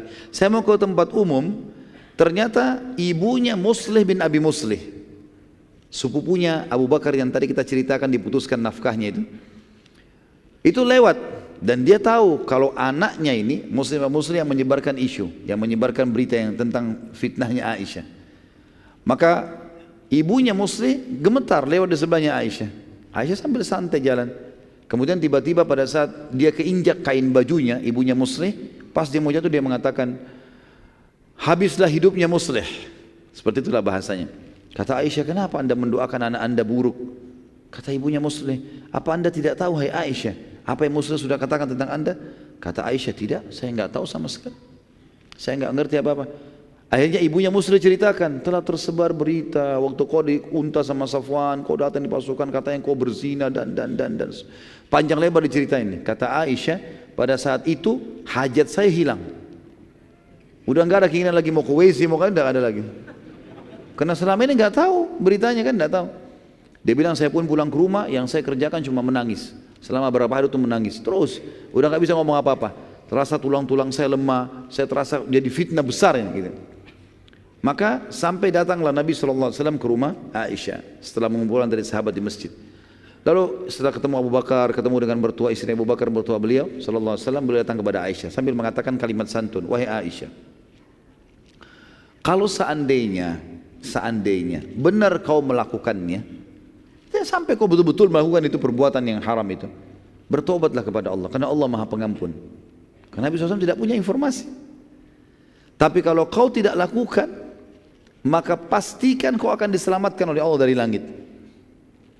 Aisyah bilang, tiba-tiba tuh saya dengar Rasulullah SAW bilang itu, kekuatan saya muncul, tiba-tiba saya duduk, mengatakan, ya Rasulullah, Anda pun terpengaruh dengan gosip itu. Berita itu juga membuat Anda terpengaruh. Nabi SAW diam, karena tidak ada wahyu. Nabi kan juga bukan menuduh, Nabi bilang, kalau kau salah, taubat. Kalau tidak, yakinlah Allah akan tolong. Bijaksana sekali. Maka Aisyah mengatakan, saya menghadap ke ayah saya lalu berkata, hai ayahku, jawab Rasulullah SAW. Jangan diam. Beritahukan. Kata Abu Bakar apa?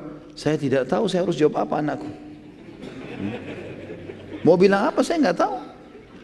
Kalau Rasulullah aja tidak tahu, apalagi saya. Aisyah, bayangkan kalau di posisi kita pada saat kita di situ bagaimana itu? Suaminya Rasulullah sendiri yang biasa dapat wahyu dari langit belum dapat wahyu. Orang satu Madinah sudah fitnahin dia. Abu Bakar pun tidak bisa bela.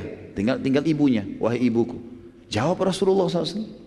Kata ibunya, saya juga tidak tahu harus jawab apa. Saya tidak tahu harus jawab apa Rasulullah SAW. Kata Aisyah pada saat itu, betul-betul saya merasa tidak ada penolong saya lagi. Dan saya merasa seluruh tulang-tulang saya kemudian mulai melemah kembali. Lalu dia bilang, demi Allah ya Rasulullah, aku tidak akan taubat karena aku tidak melakukannya. Gitu kan. Dan aku hanya akan mengucapkan, saking bingungnya Aisyah sampai dia lupa namanya Nabi Yakub alaihissalam.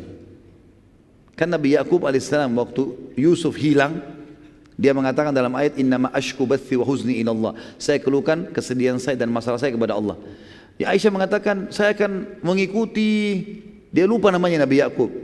Berapa kali diulangi sampai dia mengatakan, hamba Allah yang saleh, bahwasanya saya akan keluhkan permasalahan saya kepada Allah. Gitu. Lalu tiba-tiba pada saat itu teman-teman sekalian terjadi keajaiban yang luar biasa. Rasulullah SAW berdiri, pergi ke sudut rumah Abu Bakar, lalu kemudian duduk. Dan ini tanda-tanda beliau menerima wahyu. Setelah sebulan tidak ada wahyu sama sekali. Nabi SAW duduk, Abu Bakar tahu wahyu sedang datang. Maka Abu Bakar mengambil selimut menutupi badan Nabi SAW. Sampai selesai, maka Nabi SAW mengatakan, berdiri, terimalah berita gembira wahai Aisyah. Allah telah menurunkan pembebasanmu dari langit. Turun ayat menjelaskan kalau kau tidak zina. Gitu kan? Maka Abu Bakar dengan gembira, Abu Bakar waktu itu bimbang kan? Dia bingung. Waktu Nabi SAW masuk pertama di rumah, dia takut jangan sampai anaknya betul-betul. Waktu turun wahyu, Abu Bakar bilang, saya takut jangan sampai ayat betul-betul membenarkan itu terjadi. Jadi bimbang sebagai seorang ayah, terjadi atau enggak nih. Maka waktu Nabi sampaikan, kau bebas ya Aisyah, kata Abu Bakar, alhamdulillah wahai Aisyah, berterima kasih pada Nabi SAW. Kata Aisyah, saya tidak mau terima kasih pada Nabi. Saya akan terima kasih kepada Allah yang telah membebaskan saya. Gitu. Karena dia merasa Nabi tidak dukung dia. Gitu. Maka pada saat itu turunlah surah An-Nur. Surah nomor 24 ayat 11 sampai ayat 14. A'udzu billahi minasyaitonir rajim. Innal ladzina ja'u bil ifki usbatum minkum la tahsabuhu syarran lakum bal huwa khairun lakum likulli imri'in minhum maktasaba minal itsm walladzi tawalla kibrahu minhum lahu 'adzabun 'adzim. Laula idh sami'tumuhu dhannal mu'minuna wal mu'minatu bi anfusihim khairan wa qalu hadha ifkum mubin laula ja'u alaihi bi arba'ati syuhada fa in lam ya'tu bi syuhada'i fa ulaika indallahi humul kadhibun walaula fadlullahi 'alaikum wa rahmatuhu fid dunya wal akhirah lamassakum fima afattum fihi 'adzabun 'adzim. Sesungguhnya orang-orang yang membawa berita bohong itu adalah dari golongan kamu juga, dari muslimin. Janganlah kamu mengira bahwasanya berita bohong itu buruk buat kamu. Bahkan itu baik buat kamu. Tiap-tiap orang dari mereka akan mendapatkan balasan dari dosa yang dikerjakan. Dan siapa di antara mereka yang mengambil bagian paling besar dari penyiaran berita bohong itu, baginya adab yang besar. Maksudnya si pimpinan orang munafik. Ayat 12. Mengapa di waktu kalian mendengarkan berita bohong itu, orang-orang mukmin dan mukminah tidak menyangka baik terhadap diri mereka sendiri? Dan mengapa mereka tidak berkata, ini adalah suatu berita bohong yang nyata? Khusus ayat 12 ini teman-teman turun kepada seorang sahabat namanya Abu Ayyub al-Ansari radhiyallahu anhu bersama istrinya. Dan itu tersebar gosip fitnahnya, ya, zinanya Aisyah. Maka sempat istrinya Abu Ayyub bertanya, wahai Abu Ayyub, bagaimana pendapatmu tentang gosip itu, tentang berita itu? Kata Abu Ayyub, wahai istriku, kira-kira menurut kamu siapa yang lebih baik, kamu atau Aisyah? Dia mengatakan Aisyah. ketahuilah bahwasanya Safwan lebih baik daripada aku dan Aisyah lebih baik daripada kamu. Tidak mungkin. Lalu sebelumnya gini, Abu Ayyub bilang begini, wahai istriku, apa kau kira-kira bisa berzina enggak? Kira-kira dalam kondisi imanmu sekarang, kau bisa selingkuh enggak? Dia bilang tidak. Terus kata Abu Ayyub, kalau saya kira-kira bisa selingkuh enggak menurut kamu? Dia bilang tidak mungkin. Dengan keimananmu enggak mungkin. Lalu kata Abu Ayyub, Safwan lebih baik daripada saya dan Aisyah lebih baik daripada kamu. Berarti tidak mungkin mereka berzina, seperti itulah. Maka ayat ini turun menjelaskan. Kata Allah SWT, mengapa di waktu ya mendengar berita bohong itu orang-orang mukmin dan mukminah tidak bersangka baik pada diri mereka sendiri dan kenapa mereka tidak berkata ini adalah suatu berita bohong yang nyata. Jadi kalau ada gosip tentang seorang tokoh muslim dan itu bohong, kita harus bantah, nggak boleh diam, jangan ikut-ikutan gosipin, gitu kan. Ayat 13, mengapa mereka yang menuduh itu tidak mendatangkan 4 orang saksi yang mengatakan Aisyah zina sama Safwan, datangkan 4 orang saksi. Harus syaratnya dalam Islam kalau orang menuduh orang zina harus 4 orang saksi, 4-4-nya menyaksikan tempat yang sama, baju yang sama, waktu yang sama. Kalau yang satu lihat pagi, yang satu lihat malam nggak jadi. Yang bawa jadi saksi kalau cuma 3 orang atau 2 orang dicambuk mereka. Nggak bisa, harus 4 saksi. Oleh karena itu mereka tidak mendatangkan, oleh karena mereka tidak datangkan saksi, maka mereka di sisi Allah adalah pendusta. Ayat 14, sekiranya tidak ada karunia Allah dan rahmatnya kepada kaum semua, kepada kamu semua di dunia dan di akhirat, niscaya kalian akan ditimpa azab yang besar karena pembicaraan tentang berita bohong itu. Izinkan saya teman-teman tutup dengan yang terakhir karena kita akan usahakan, saya usahakan malam ini selesaikan suku-suku yang menyerang Madinah ini dan kita akan masuk insya Allah pertemuan bulan depan di perang Khandak ya, karena tinggal satu lagi dan ini cuma pendek saja, perang Badar kecil ya. Tentu tadi kisah Ifk sudah selesai, alhamdulillah sudah selesai dan ini pembebasan Aisyah radhiyallahu anha dari langit ketujuh ya, tentang bebasnya beliau dari zina dan ada beberapa orang sahabat ya yang sempat menyebarkan gosip dan dicambuk, termasuk Muslim bin Abi Muslih sepupunya ya Abu Bakar, kemudian juga ada Hamna binti Jahash, iparnya Nabi SAW, perempuan ini, saudaranya Zainab binti Jahash, ini juga dihukum, dicambuk karena menyebarin gosip gitu kan. Sementara Abdullah bin Abi Salul selamat dari cambukan karena dia tidak sebutkan zina. Dia kan mengatakan mana ada laki-laki dan perempuan lalu tidak terjadi, begitu saja. Nah, ini punya keterampilan dia dalam menipu. Ternyata orang-orang yang bumbuin yang sebarin, oh zina sampai ke zina. Dan ingat teman-teman, menitipkan kata-kata pada orang pasti bertambah. Dalam pepatah bahasa Arab dikatakan, kalau kau titipkan emas pada orang pastikan tidak bertambah, tapi kalau kau titip kata-kata pasti bertambah. Kalau emas ini 10 gram ya, 10 gram begitu terus. Nggak mungkin dia mau sedekah tambah. Kalau dia kurangin mungkin. Tapi kalau kata-kata itu ditambah semua, bumbunya banyak. Jadi kalau antum lagi nyampaikan sesuatu jangan bilang, jangan sampaikan orang ya. Pasti disampaikan nanti. Kurang lebih seperti itulah. Yang jelas yang terakhir teman-teman sekalian adalah perang Badar kecil atau perang Badar akhir di bakasan lain. Abu Sufyan sempat menantang Nabi SAW untuk bertemu di Badar di bulan Sya'ban tahun 7 Hijriah. Di bulan tadi kan tahun 5 terakhir ya. Tahun 7 Hijriah. Sebagian ulama mengatakan ini terjadi tahun 5 Hijriah. Bulan Sya'ban tahun 5 Hijriah gitu kan. Karena memang tadi masih tahun 5 kurang lebih kejadian, yang benar tahun 5, maaf, jangan usah tulis tahun 7 ya, tahun 5 Hijriah. Ini juga akan saya edit tulisan ini karena memang ini terjadi sebelum Khandak, sementara Khandak terjadi tahun 5 Hijriah. Abu Sufyan sempat menantang Nabi SAW untuk bertemu lagi di Badar pada bulan Sya'ban tahun 5 Hijriah. Dan Nabi SAW mengiyakan tantangan itu.